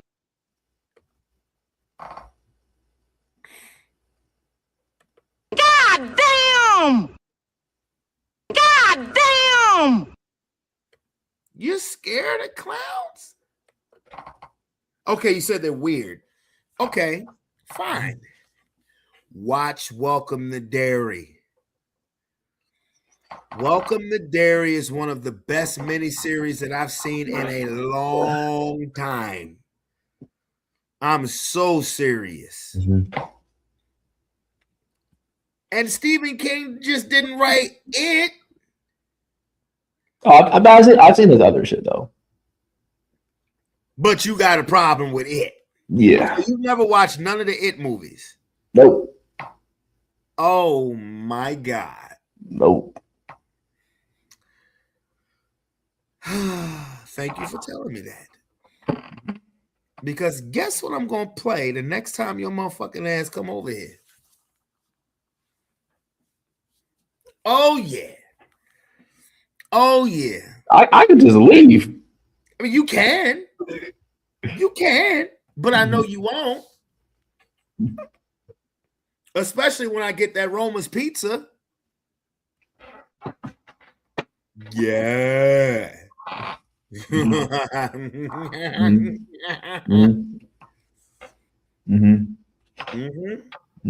but I'm serious. Lomar, did you watch Welcome to Derry? I'm just curious. Because that was going on during the football season. That was going on during last fall/winter. Yeah, I knew everyone was talking about it too. Did not care. That shit was awesome. Awesome. That's great for y'all. Oh, you great. go watch Welcome to Derry, motherfucker. That's great for y'all. I'll make sure you watch Welcome to Derry, motherfucker. Mm-hmm. Watch. Yeah, Lomar ain't seen it either. But it ain't because Lomar's scared of clowns. Are you scared of clowns? Are you scared of clowns, Lomar? Denise, are you scared of clowns? Well, Denise don't like horror movies. I understand. There's a difference between not liking horror movies and just being scared of clowns. So that means you scared of Ronald McDonald. I'm not scared of clowns anymore. You scared of fucking Krusty the Clown? Fuck wrong with you? Bozo? You scared of him? Oh my gosh. God damn. We gonna have a chat when this is over with. Bro, I literally said I'm not. Okay, you know what? Stephen Hawkins. Chat. You talking about the wheelchair dude? Hey. I'm looking at my phone right now. Do it look like I'm sleeping? From my perspective, yeah, with these bright lights in my face, all I seen was you sleep.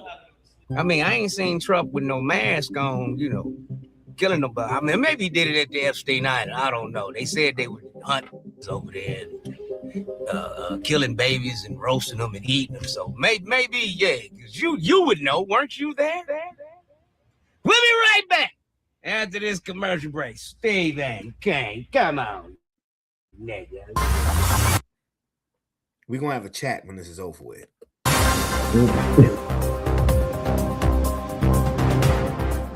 Ray J, Oh, Lord. not only can't he fight, Oh, but this Lord. motherfucker loves passing out STDs.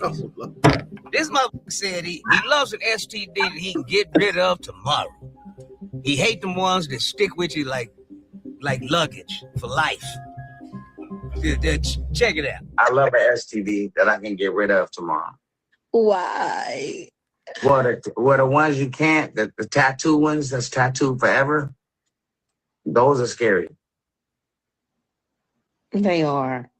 But it's fine because, you know, I mean, you're not going to live forever, so you might as well take a couple hits. And you know what's up? The big fat bitch, she's actually thinking about it. She thinking, should I go and get this disease from Ray J? And then she finally came to a sense and said, no. Ray J, look, man, I don't know what the Diggler did to you, boy, but it must have been dastardly. My nephew's telling me that Ray J was begging to get in the shower with Casanet. He was. And Casanet's a dude, right? Yeah. Well, there you have it. That's why you got them STDs that's gonna stick with you for life till you make it to hell and burn. We'll be right back after this commercial break. See, I try to give Ray J grace on this show. You do? I do. Actually, I do. Mm.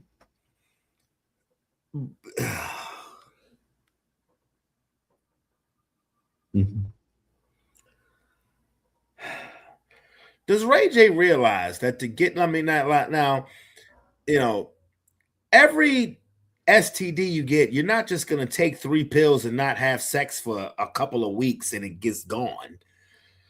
Some STDs you actually have to take a needle through your urethra, and that's the educated term I'm using. Didn't know I knew that, did you?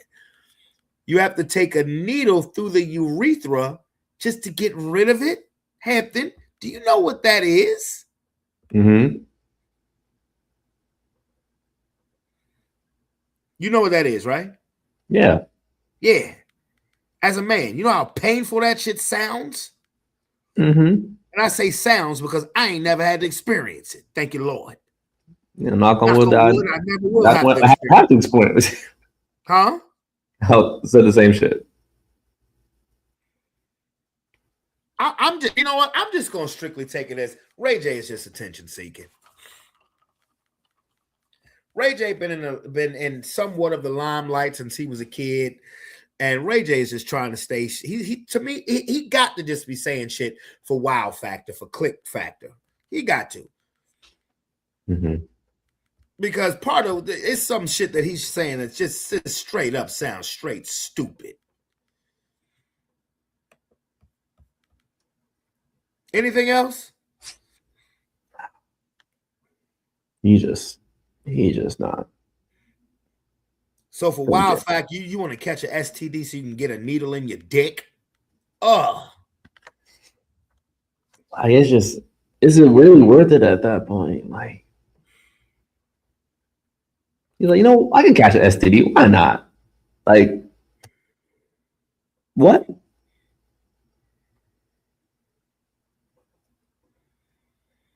I mean, Lord have mercy. Maybe when he was in that little boxing match, maybe he knocked the screw loose.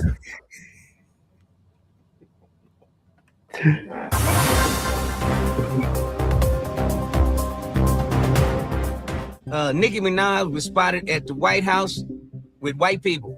She was the only there, and Trump says she's sexy in a mother. It never happened before. We also have a woman that is so respected and so hot and so great and such a great friend of, I don't say conservative, I say of common sense. I don't know. But according to Stormy Daniels, he ain't got enough to penetrate that ass. She said it's 1 inch when it's soft and 2 inches when it's hard. Oh yeah. He got a baby carrot, according to Stormy Daniels. Nah, not a carrot like that.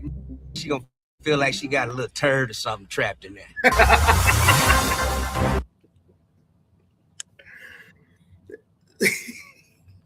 So in a nutshell, no pun intended, I promise you. Nicki Minaj can get him aroused. Okay.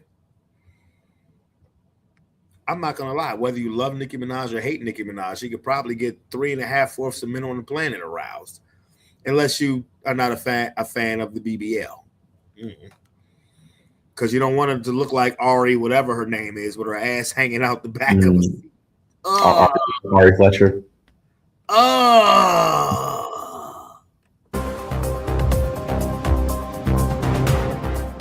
We are supposed to be celebrating America's independence today.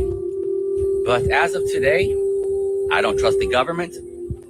I don't trust the news. I don't trust our military. I don't trust our police. I don't trust our doctors. I don't trust our food. I don't trust our scientists. I don't trust our education. And I don't trust our technology. Happy 4th of July, everyone. Well, damn. Keep your heads on the swivel. Don't trust your doctor. He's trying to kill you. Don't trust your grocery store. Food is rotten. Putting food color to make that meat look fresh.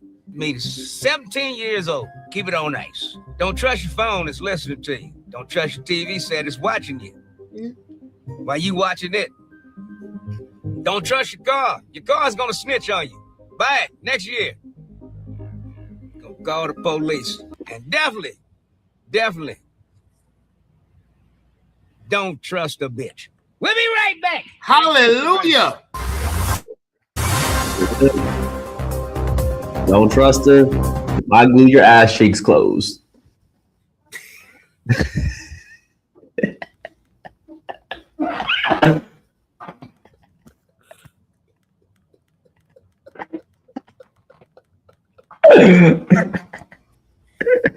Well, I'm about to buy some stock in Gorilla Glue.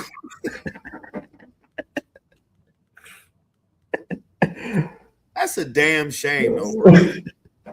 That's the need and want for control. It's a damn shame, bro. You know, I just called one of my boys yesterday. Oh Lord, because he grows his own. You know, he pretty much grows most of his food. Mm-hmm. And I called him yesterday, and I was telling him that, yo, let me know next time your chickens have eggs, and I said I want to get them and things like that. Natural vegetables, because I mean, do you know that Dr. Fauci now is been subpoenaed, and he's going to go on trial for the legitimacy of COVID and the vaccine. Yep. Mm-hmm. So what that man said at the beginning of that video, that's wild. Because the need and the want for control has just gotten sickening. What say you? I mean, I agree with every single point he made. Like, it's so hard now to really know what I can really trust without having to do research. Like, before, I don't really feel like research was really needed for me to trust something that someone who was supposed to be an expert was telling me, or someone that who spend their whole background, their whole life experiences around something.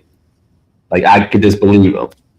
But now it's I literally have to do my own research to trust what I'm either putting in my body, what I'm trying to be around, what I'm voting for. Like, it is not easy to know where I should be putting my trust in.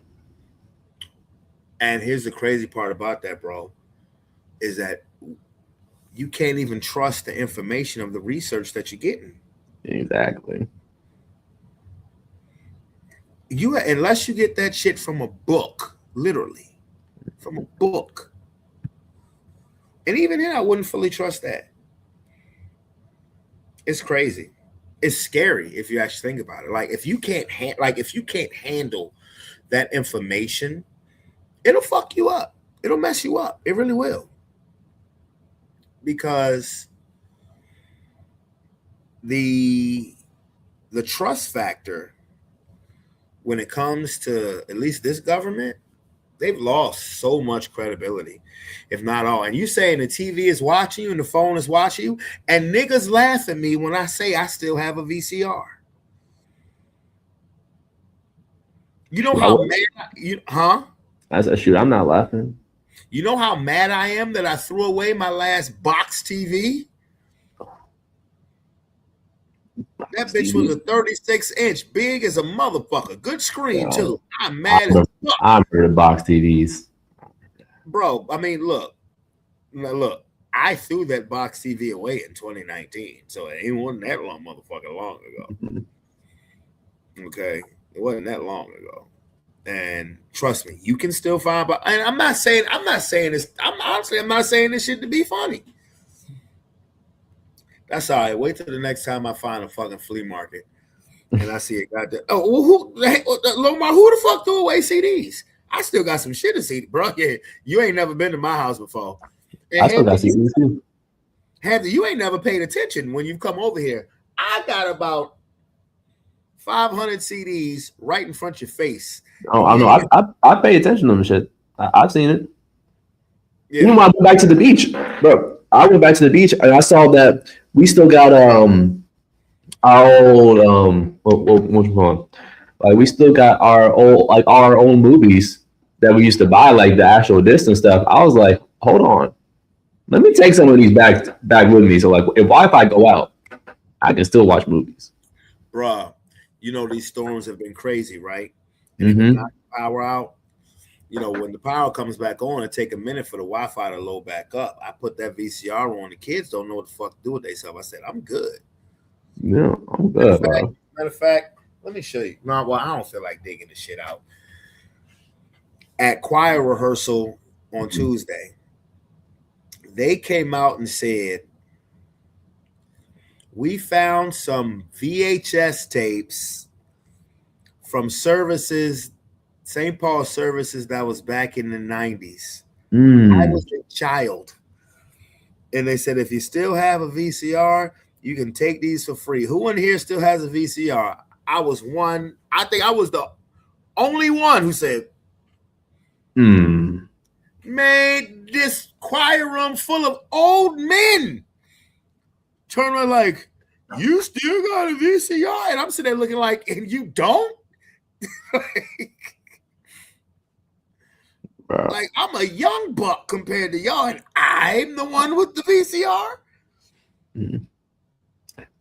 See, my parents, like, we honestly still would have had our VCR if the shit didn't stop working. We would have still had it. I've had my VCR. Oh, boy. The VCR, I'm looking at it right now. I've had my VCR at least since my child was born, at least since my first kid was born. Yeah, but movie discs though and CDs, oh yeah, we got like honestly about like 200 of them possibly. I think I only grabbed like 50 of them, but like I didn't want to take all of them.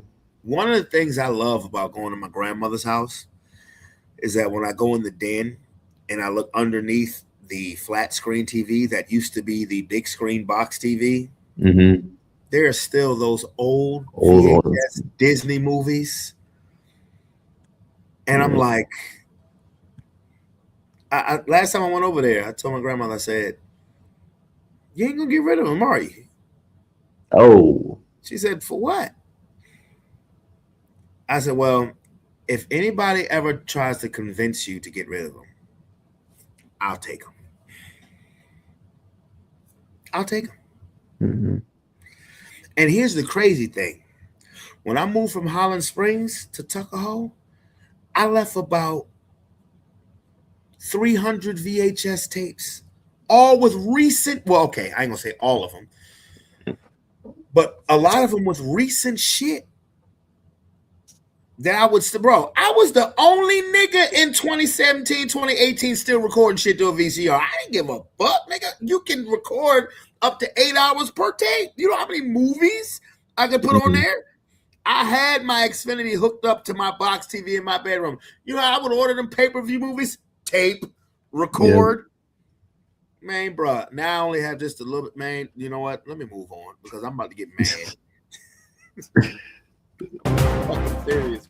Oh, by the way, in case y'all missed it, Argentina has nigger burgers. But this picture you're looking at here is a new burger store. It's a real place. It's not AI. It's not parody. It's called Big N. Yeah.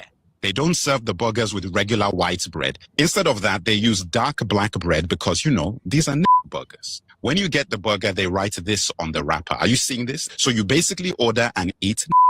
Yeah, they sell an actual burgers. It's the name of the store is Burgers. Check it out.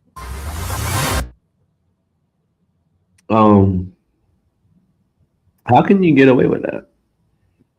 Well, it ain't in America. Said it's in Argentina. Still.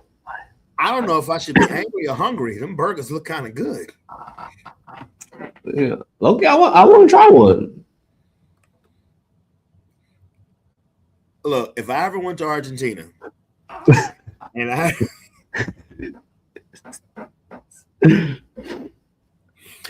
ever went to the nigger burger store, I would go up in that bitch furious. I'd be like, what the fuck is wrong with y'all? You think that's funny? Give me 2 of them. And then before I left, this is what I would say. Fuck you, and fuck you. Fuck you, and fuck you. Fuck you. That's what I would say. And then say, this is delicious. Yeah. You son of a bitch. That's exactly what I would say to him. Damn. I mean, the global disrespect is real.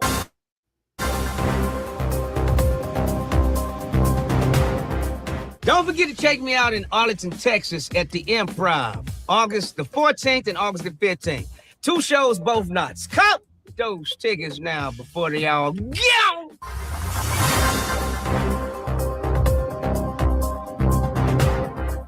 You people suck. That's what it stands for. UPS, they hit the dog with a 30-pound package. I don't know how they knew it was a 30-pound package, but you know, these private investigators with their phones, they just figure out the weight and all that. But anyway, he threw a 30-pound package. He busted the dog dead. The dog did not come back out to the UPS driver's credit. It worked.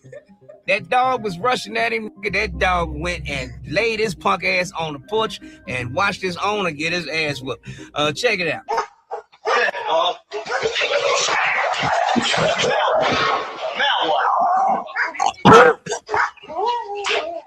Why, what's wrong? Why are you throwing shit at my fucking dog? It's about fucking him. You what? Are you coming at me right now? He didn't fucking bite you. You come right at me like he's going to, son. You need to back and fuck up. The moral to the story is keep your dog in the house or on a leash during delivery hours. And your dog will not have to get busted in the head with a box.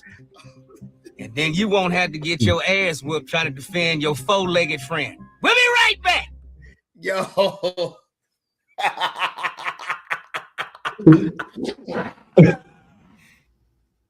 Bro, I used to deliver for Amazon, my boy. Do you know how many times I ran into situations like that? So you threw Amazon boxes at the dogs? Huh? You threw one of the Amazon boxes at the dogs? Oh, bro. It was one time I was out there in Ashland. I was actually maybe about 5 minutes from the daycare. And I had to go down. I used to hate having to go down those country ass dirt roads to get to a house. Yeah. Because you never know what the fuck is going to happen, bro. And I got out the car and these 2 Rottweilers came at me. And I jumped back in the car, in the van. And the lady in the house started laughing. She thought it was fucking hilarious. So I said, okay. I had 2 boxes for them. I threw them bitches right out the window and hit one of them damn dogs in the head and pulled off. And I called my dispatch. I said, I ain't never coming to this place again. I said, because these Rottweilers were loose and they would have tore my ass up. And the owner thought it was fucking funny. I threw those boxes out the fucking window. I didn't take no fucking picture. I hit one of them dogs in the head and I'm not coming back.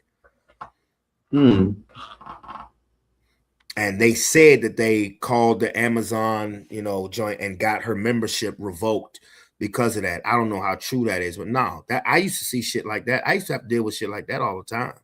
Yeah. But still, seeing the shit when it ain't you is hilarious.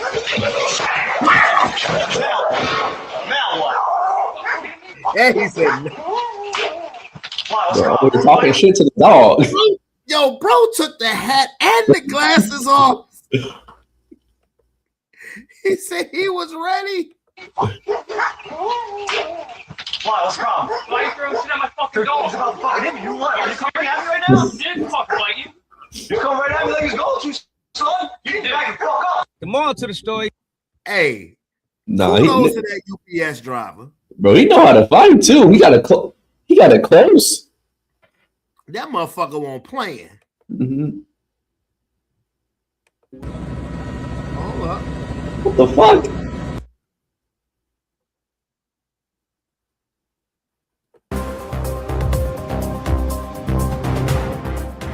Breaking. 2 people climbed the Empire State Building in New York City, and they was holding a banner saying, when the power of love beats the power of power, the world knows peace.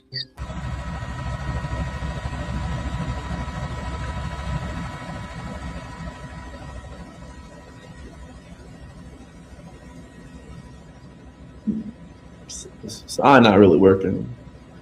And now they're both in jail. Oh, and he proposed to her, and then she said no. So this motherfucker gonna climb the Empire State Building, proposed to the bitch. She said, F you, and now they both in jail. Oh, she did it for peace. He did it for love.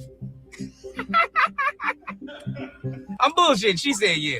But it was funny. It was funny. And then, yes, they were both bailed out subsequently and henceforth and thereafter by a random person who just felt like it was a very lovely story and just bailed him out.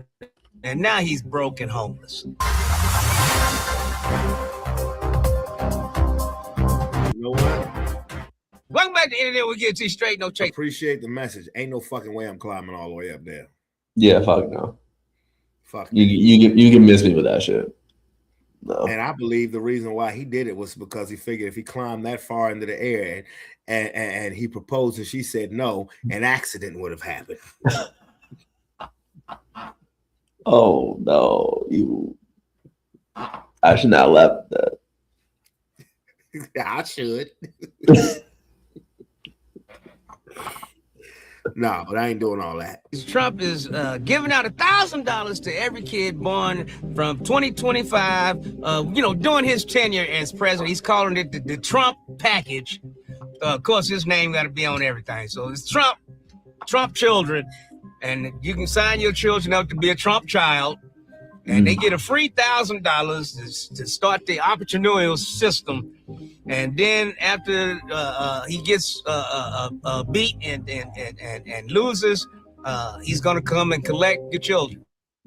But if parents have not done so already, and they are doing so in record numbers, they should go right away to trumpaccounts.gov and sign their child up for a free investment savings account. And again, a lot of people are people that are uninvolved in terms of they don't have the children, but or their children are older, but they're putting millions and millions of dollars into the accounts of poor children.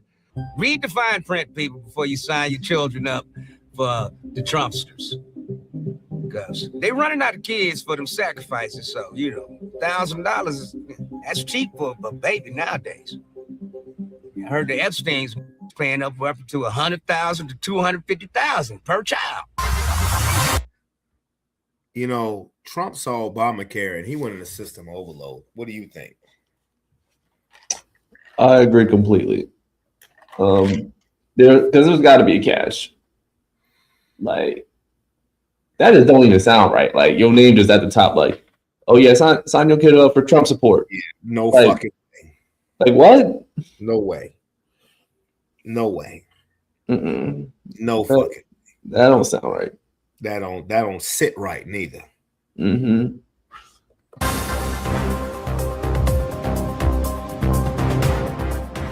Casinos is robbing people out of That's why they call them one-armed bandits, because you put your money in, and that one arm is just got robbed. But anyway, this woman won. A single mother put 40 cents into a slot machine in a New York casino, and she won $43 million. And the casino offered her a steak dinner and $2.25 instead. A crowd is gathering around this casino slot machine. The woman playing the machine is celebrating with good reason. Look at the screen, printing cash ticket, almost $43 million. Not bad for gambling a penny. Sadly, her joy was about to be dashed big time. The casino claims the slot machine malfunctioned. And the judge sided with the casino. Bitch, appeal. 43 million. A mother powerful goddamn attorney will take that case pro bono. Hell yeah. If he get pro bono out of that 43 million, he'll get 10 to 13 million. You still leaving with 30 rather than $2.25. Bitch, appeal right now, goddammit. Fuck them motherfuckers. You gonna pay, casinos. I'm gonna let you take point on this one. Bet you if she was white, it wouldn't be a problem. Nah, $43 million. Oh, it's a problem. I mean, yeah, it's still a problem. But like, come on, like, what you mean fucking malfunction? Like, no. Like a steak dinner versus the 43 million. I can hire my own personal chef and have a steak dinner for a whole year. Like, I need to get mines. I need that. I need that. Like he said, appeal. Like, because I don't give a fuck if the machine malfunction or not. That ain't got nothing to do with me. I don't operate the machines. I don't own the machines. I don't own the casino. Your machine told me that I won damn near $43 million. Well, guess what, son of a bitch? I expect my almost $43 million. And hell yeah, I'm gonna get ain't a high priced lawyer in America who don't want that case. Yeah, exactly. So I wouldn't them and the judge, I would laugh at him like, all right, okay, I'll be back. Let me get Annalise Keating in here. Oh, bro. Any attorney in the country is taking that case. Because I don't care how much the machine malfunctioned. That's on y'all. That's a $43 million y'all problem. A woman ordered some food, and she knew she didn't have the money, but them hunger pains drove her to say, fuck it, my credit won't bounce. But she ate her food, and then the credit card, it was plastic. So it did what plastic does. It did not work. Thank you, ma'am. You got my card, right? Okay, you can run that card, ma'am. What?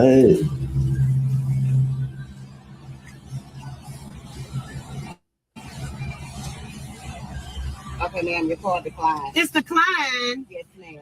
Okay, give me that card, ma'am. Tip, give me that money you got. I don't have no money. Yes, the money I told you to get off the dresser, Tiffany. You said we ain't got no money. We'll get it for free. We can't get this for free, Till. No, ma'am, you still can't. You're gonna have to give me the food back. I'm gonna have to turn it back in. We just start eating it. Oh, they ain't gonna take that food back after she bit it. Yeah, she's scandalous. And she ain't hungry. That bitch is fat as fuck.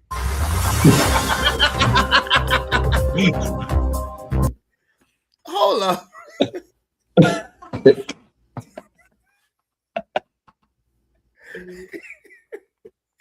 Yo, where do they find these loyal ass fast food employees?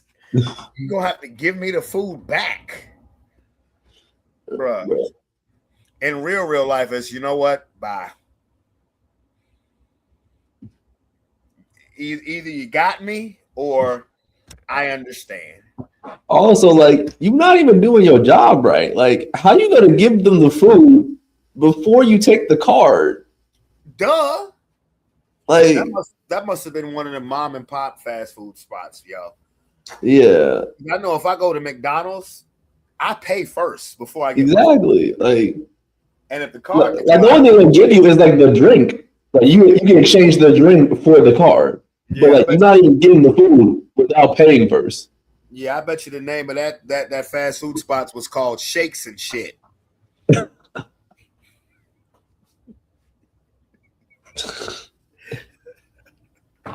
They were just happy to get a customer. That's probably why I said you got to get a food back. That was probably the first customer in 2 hours. Exactly. Like, what you be getting? I just bit half the shit. Like, what you be getting the food back? Yeah, that's Shakes and Shit. That's what it was called. 18-year-old Nolan Xavier Wells has been missing since the 4th of July after a boat trip to Horn Island. Horn. Oh, Lord. Island. Mississippi. Mississippi. Oh, Lord. I-P-P-I.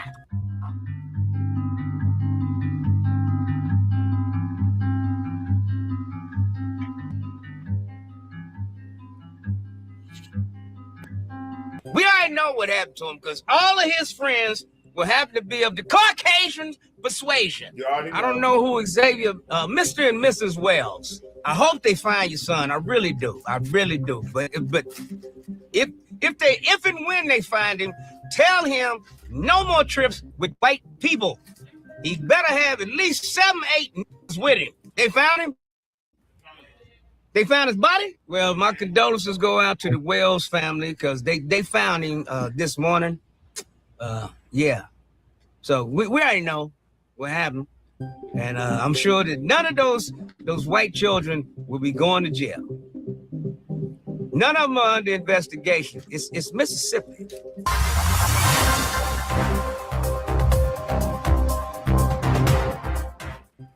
Welcome back to the Internet, where we give it to you straight, no chaser. Conservative judge who called Dylan Roof's family victims after he murdered 9 black churchgoers enters a guilty plea for possession and distribution of materials depicting sexual abuse of babies. Guess he's white. That's yes, he's white. So he's been a judge for how many years? And how many got locked up because of this motherfucking pedophile? Pedo. You know he got a tiny dick.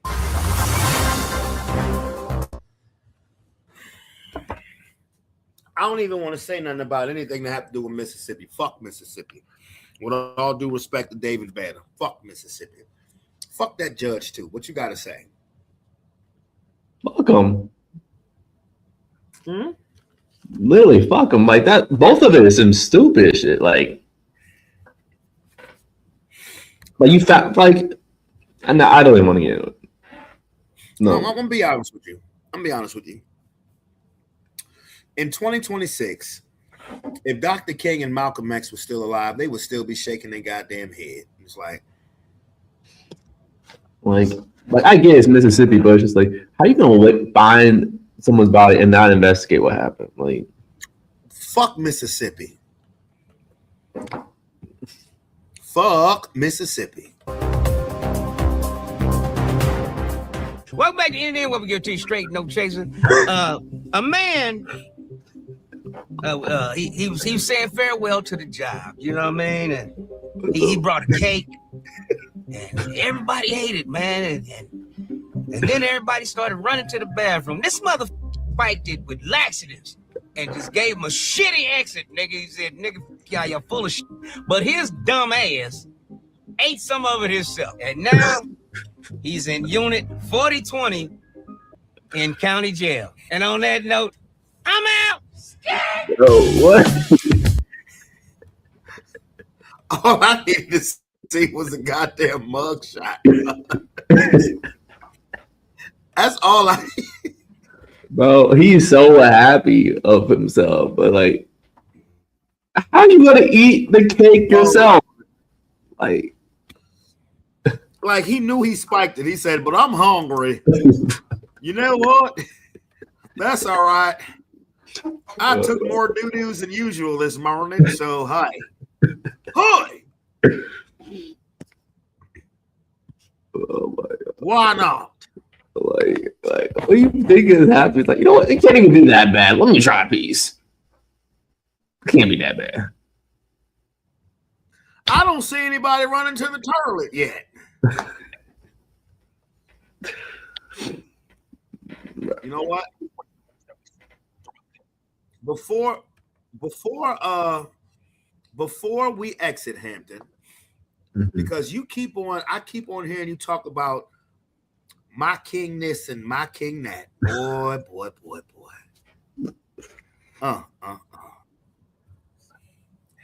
You guys, before we exit, and we've been on here over 3.5 hours. The only reason I'm doing this is because the football game ain't until 3:00, so I can sleep in tomorrow. But I got to show Hampton something. So you guys, you talking about the sleeping? I got work in the morning. Shout out Will Evans. I heard what you said, Hampton. Shout out Will Evans podcast. One of the biggest question marks that we've seen throughout LeBron James's career is what is this hand signal, demonic ritual looking stuff that he did before games for years, right? And this story is coming back up because LeBron is supposedly about to be on a new team in the NBA, which will be his fourth team. And he's in his early 40s, and people are wondering, why would he not retire?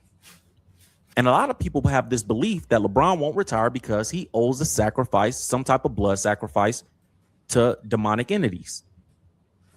And when we see these videos of LeBron doing the hand signs and throwing up sixes and different things like that, it brings us back to that conversation, which is like, what was that? And why was that never addressed by LeBron? What is that actually? What are you really doing here? Right? And you guys can see it in this video. It is weird and it's not normal. We don't see that from every NBA player. We don't see them doing these hand signs. But it's not just that. As LeBron has aged and played for the Lakers, in the recent years, we've seen LeBron on the sideline with this dude, Jimmy Goldstein, who nobody seems to know anything about. I've done a little bit of research on this guy, and you see the funny comment there where he said he's trying to ignore it. LeBron trying to ignore it. Dude is on the sideline. And people have made this, assertion that LeBron James owes a blood sacrifice. He won't retire because these evil entities have allowed him to succeed for so many years and so long that, once he retired, he owes them something. And on the surface level, there's a scripture in the Bible that says things of the spirit sound like foolishness to people that are not of the spirit. But people that understand the spiritual realm, we all understand it's good versus evil out there in the world. And we understand that the spiritual realm is more real than the real world. What we think is the physical, right? And so I think that this is an interesting story. I did a deep dive to figure out who this guy was. I looked into a little bit about LeBron and his history and some of the different things going around on this story. And even the reason that LeBron is leaving the Lakers, according to his agent, Rich Paul, is just for happiness, which I thought was a silly reason. Like, that's the story you selling us? LeBron is leaving because he's not happy in LA. So he's been happy for 8 years. He moved his family to LA. Everybody in his family is in LA, but he wants to move to another team to pursue happiness. I thought that was a silly story, but that's what they going with. And I knew something was up when the Lakers signed Austin Reeves and didn't offer LeBron a new contract. Now, obviously, LeBron is early 40s. So it's kind of a business reason you would assume that they're moving on. But there's been some stories that have been circulating that say nobody in the NBA, no other NBA teams want LeBron James anymore. They want him to retire, it seems like. And the fact that he's not signed right away, immediately. This is LeBron James we talking about. I know he's in his early 40s, but it's still LeBron James. The fact that no other team has immediately stepped up and said, well, we'll take him, that's all something to take into consideration. And I'm raising my antennas at it personally. So we're going to jump into this, man. Welcome to Will Evans Live. My name is Will Evans. If you've never been here before, we come here and we just, have these conversations, cultural conversations. And I like to include scripture because I'm a believer and a disciple of Christ. Man, I like to include scripture in the things I talk about. And I like to talk about success, what it is, what it isn't. Salute to everybody in the chat if you're here.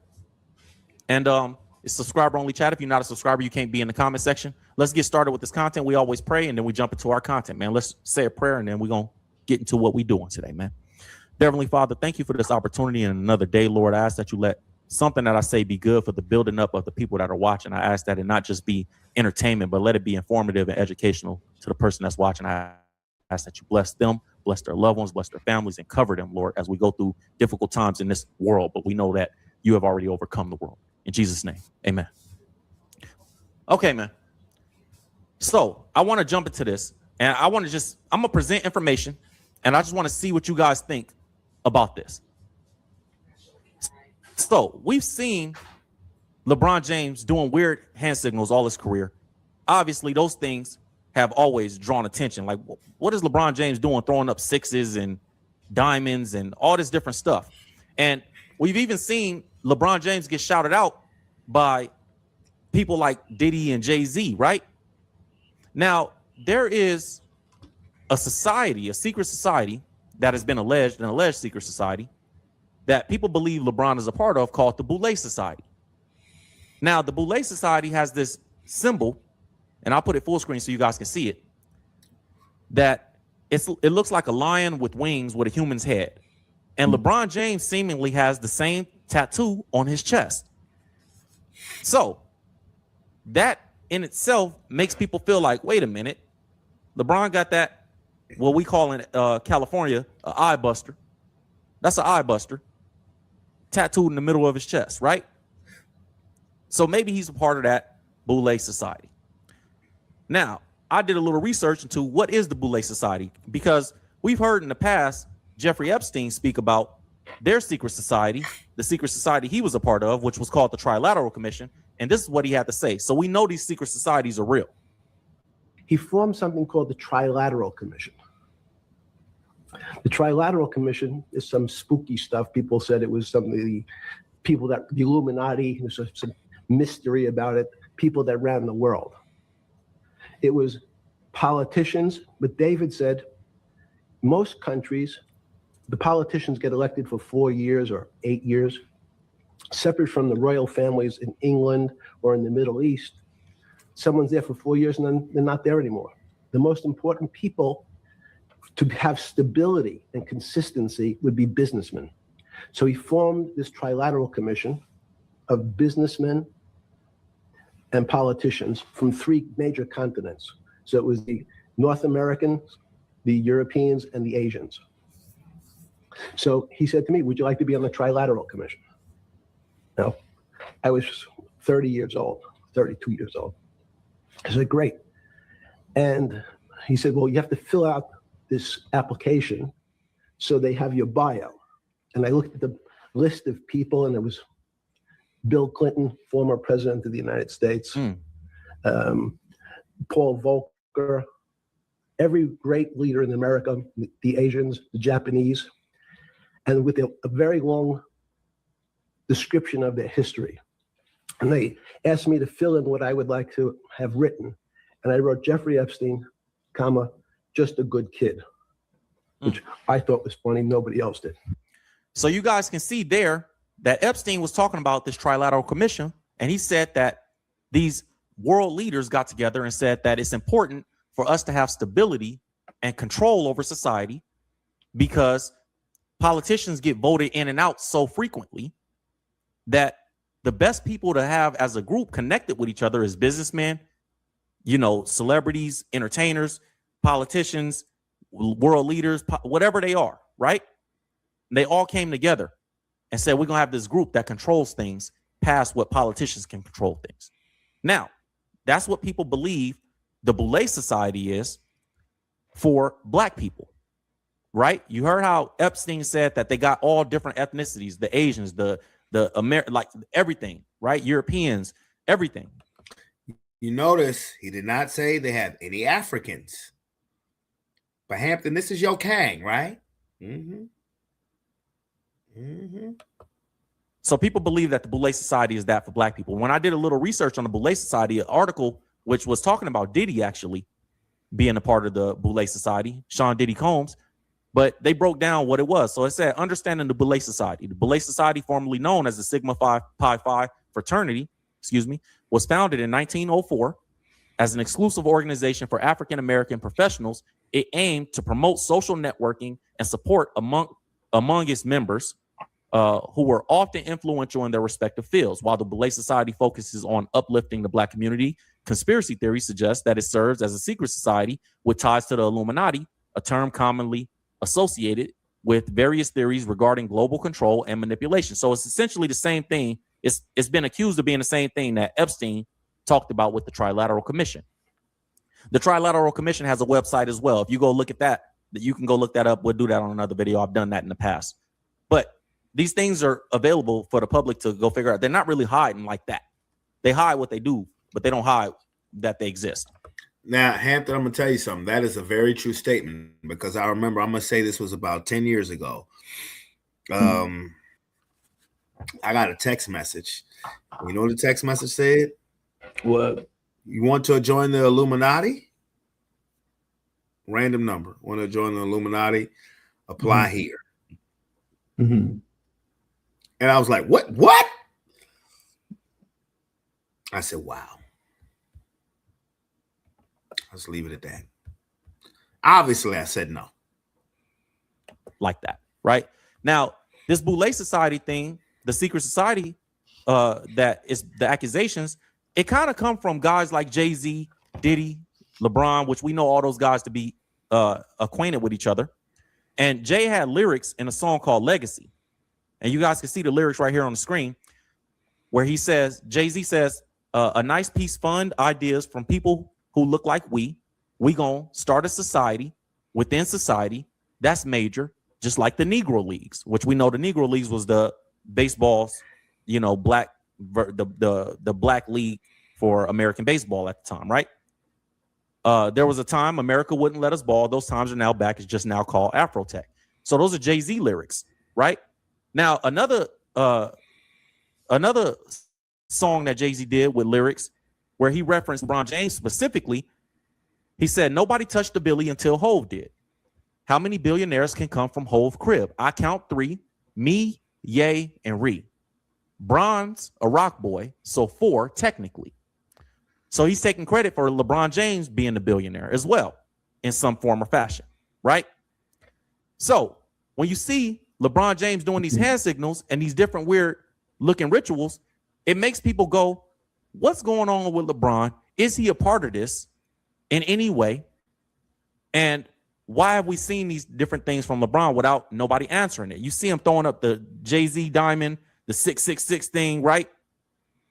So I did a little research, and what I found was this bishop named Bishop Larry Gators was one of the main proponents, in my opinion, of these conversations happening, because he said that LeBron James owes a blood sacrifice, and when he retires, his number will be called. Check it out. Oh, let's get it going. It's counterfeit like LeBron James, who has that Boule logo tattooed on his chest. When LeBron retires, his number would be called too. Okay, this is how the deep state, he thinks that he's just going to retire, and that's why he doesn't want to retire. You know the former NBA player Dwayne Wade? Correct. His son Zion is now called Zion. Okay, this is how these people within the system, to go to the next level, you have to sacrifice something. This goes back thousands of years during the time of the pharaohs. If a man wanted to have access to Pharaoh, he had to sleep with the male magician. If a woman wanted to have access to Pharaoh, she had to sleep with the female magician. If a parent wanted their child to see Pharaoh, that child had to sleep with a male or female magician. Nothing has changed. In the rap industry, to go at a certain level financially, you have to be what we call. Now, when he says these are things that he's been saying consistently about LeBron. You know, he has other interviews saying this, but these are also things that people have kind of been talking about for decades, which is like, hey, you don't move up to a certain level without something happening behind the doors that is weird. So I'm going to get back to this guy in a second, James Goldstein, because I think that's very interesting, his connection to LeBron. that I think you guys are going to be intrigued by it. But we're going to get back to that in a second. But these things that Bishop Larry Gators is saying, we've heard these kind of things before about celebrity culture, right? LeBron James, let me tell you something about LeBron. We're talking about Antarctica, the Cell of the Fallen Angels. No other team in the NBA wants him. His time is up. I can't wait to see these shorts. His time is up. No team wants him. He's got one more year. And when he retires, his number will be called to either him, his wife, his daughter, or one of his sons. Somebody has to be sacrificed because we allowed you, LeBron, to pass Kareem Abdul-Jabbar. I'm telling you how these deep state devils think. They want blood, okay? We gave you what you want. You're the greatest scorer in NBA history. We need someone to be liquidated. His number will be called. Liquidated is a crazy word. Like, we need to liquidate a human being. That's a crazy way to say it. That's a crazy word to use for a human being. But, you know, the longer LeBron plays, the more this video becomes relevant, right? Because it's like, yo, LeBron's about to be what, 42, 43 years old? Now, some people would say, why don't you say that same thing about Tom Brady? Why Tom Brady ain't considered evil, right? And I think that's a valid point. But the reason I think that people are what they're missing with Tom Brady is Tom Brady was on some evil witchcraft stuff too. If it's not of Christ, it's evil, in my opinion. That's just me. So Tom Brady was on some witchcraft stuff too, and that's why he played so long, in my opinion. As great as these players are, listen to what Tom Brady said about the witchcraft he was doing to win Super Bowls. Check it out. This is his words, not mine. Check this out. Superstitions going into the game? Any special thing you carried into the game on Sunday that you had tucked away somewhere? I did. I always, I've learned a lot from my wife over the years. She's so about the power of intention, and believing things that are really going to happen. And she always makes a little altar for me at the game. She just wills it so much. And so she put together a little altar for me that I could bring with pictures of my kids. And I have these little special stones and healing stones and protection stones. And she has me wear a necklace and take these drops she makes. And I say all these mantras. They left him, but he ain't joking. And I stopped questioning her a long time ago. I did. I just shut up and listened. And at first I was like, this is kind of crazy. And then about 4 years ago, we were playing the Seahawks, and she said, you better listen to me. This is your year, but this is all the things you're going to have to do to win. And I did all those things. And by God, you don't work. It was pretty good. And then in 2015, it was about early January. And she said, you know how much I love you? And I said, yeah. And she said, I just want to let you know this is not going to be your year. And of course we lost. I said, what does 16 look like? And she said, 16 is going to be your year. So it was early January this year. And I said, babe, asking, like, do we have a chance? And she said, yeah, but you're going to have to do a lot of work and you're really going to have to listen to me. So they laughing, but Tom Brady telling you, bro, I had altars. I put altars with pictures of my kids on there. I made sure I wore these necklaces. I carried these stones. She did these rituals for me. I had to go and check in with her and make sure I was going to get what I wanted. So while people are sitting there thinking like, oh, it's just LeBron James, they always go at the black man. No, it's a lot of these dudes out here that the antennas go up. As great as bro, I love football. I love basketball. But bro, I'm not going to ignore truth because I love football and basketball. Tom Brady just said he did rituals. LeBron James was throwing up sixes, bro, on the sideline, courtside, and he looked at the camera before he did it to make sure everybody saw what he was doing. It wasn't like he just let me rewind it. It wasn't like he just threw them up. Bron looked right at the camera to make sure the camera was watching him throw up these signals. Look, he looking right at him. Let me throw these signals up so everybody know what it is. These are not normal things that we seeing, man. So when you hear I know it's easy to dismiss things and be like, oh, everybody's a hater. Everybody just want. But bro, we got to look at things from an objective perspective. Is that not strange? That's your king, Hampton.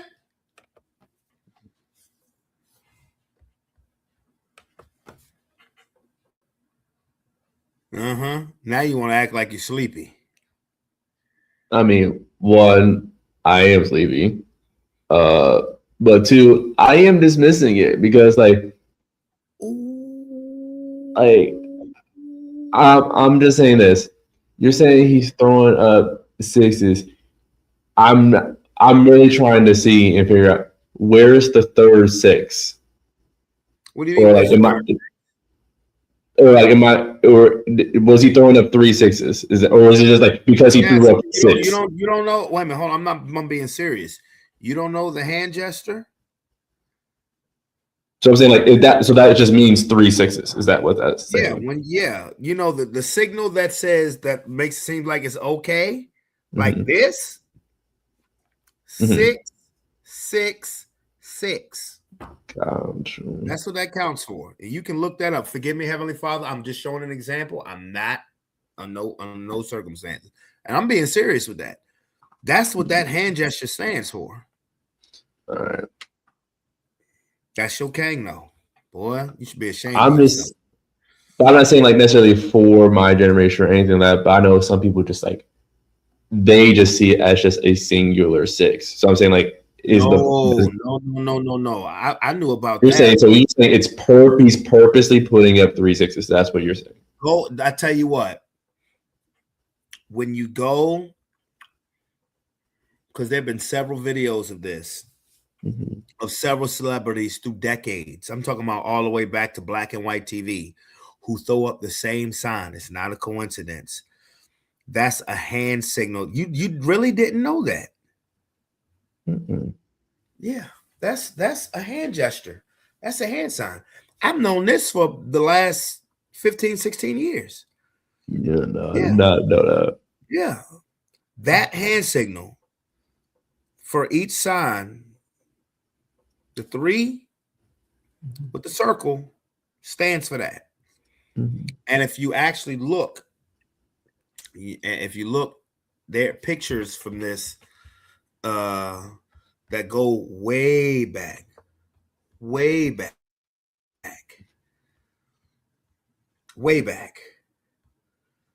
and you'll see several celebrities all the way back since before we were born, and you'll see it. Matter of fact, I'm gonna show you something. Just look. Matter of fact, I'm just gonna show you a picture. Just look. Look at that picture right there. That with the all-seeing eye. Look at how old some of those pictures are. That's not a coincidence.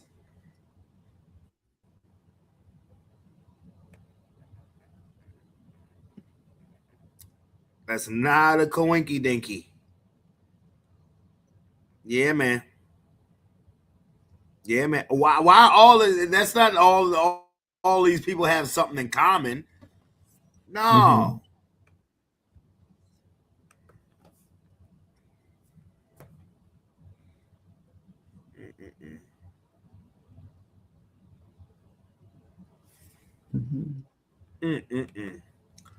Look, I done got too goddamn serious. I done got too serious. Oh my goodness. I done got too serious. So y'all know what's coming next. Because we about to get out of here.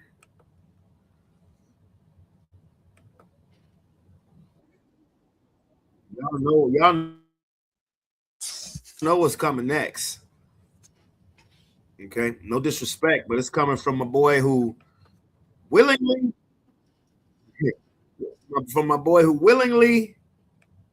catches STDs.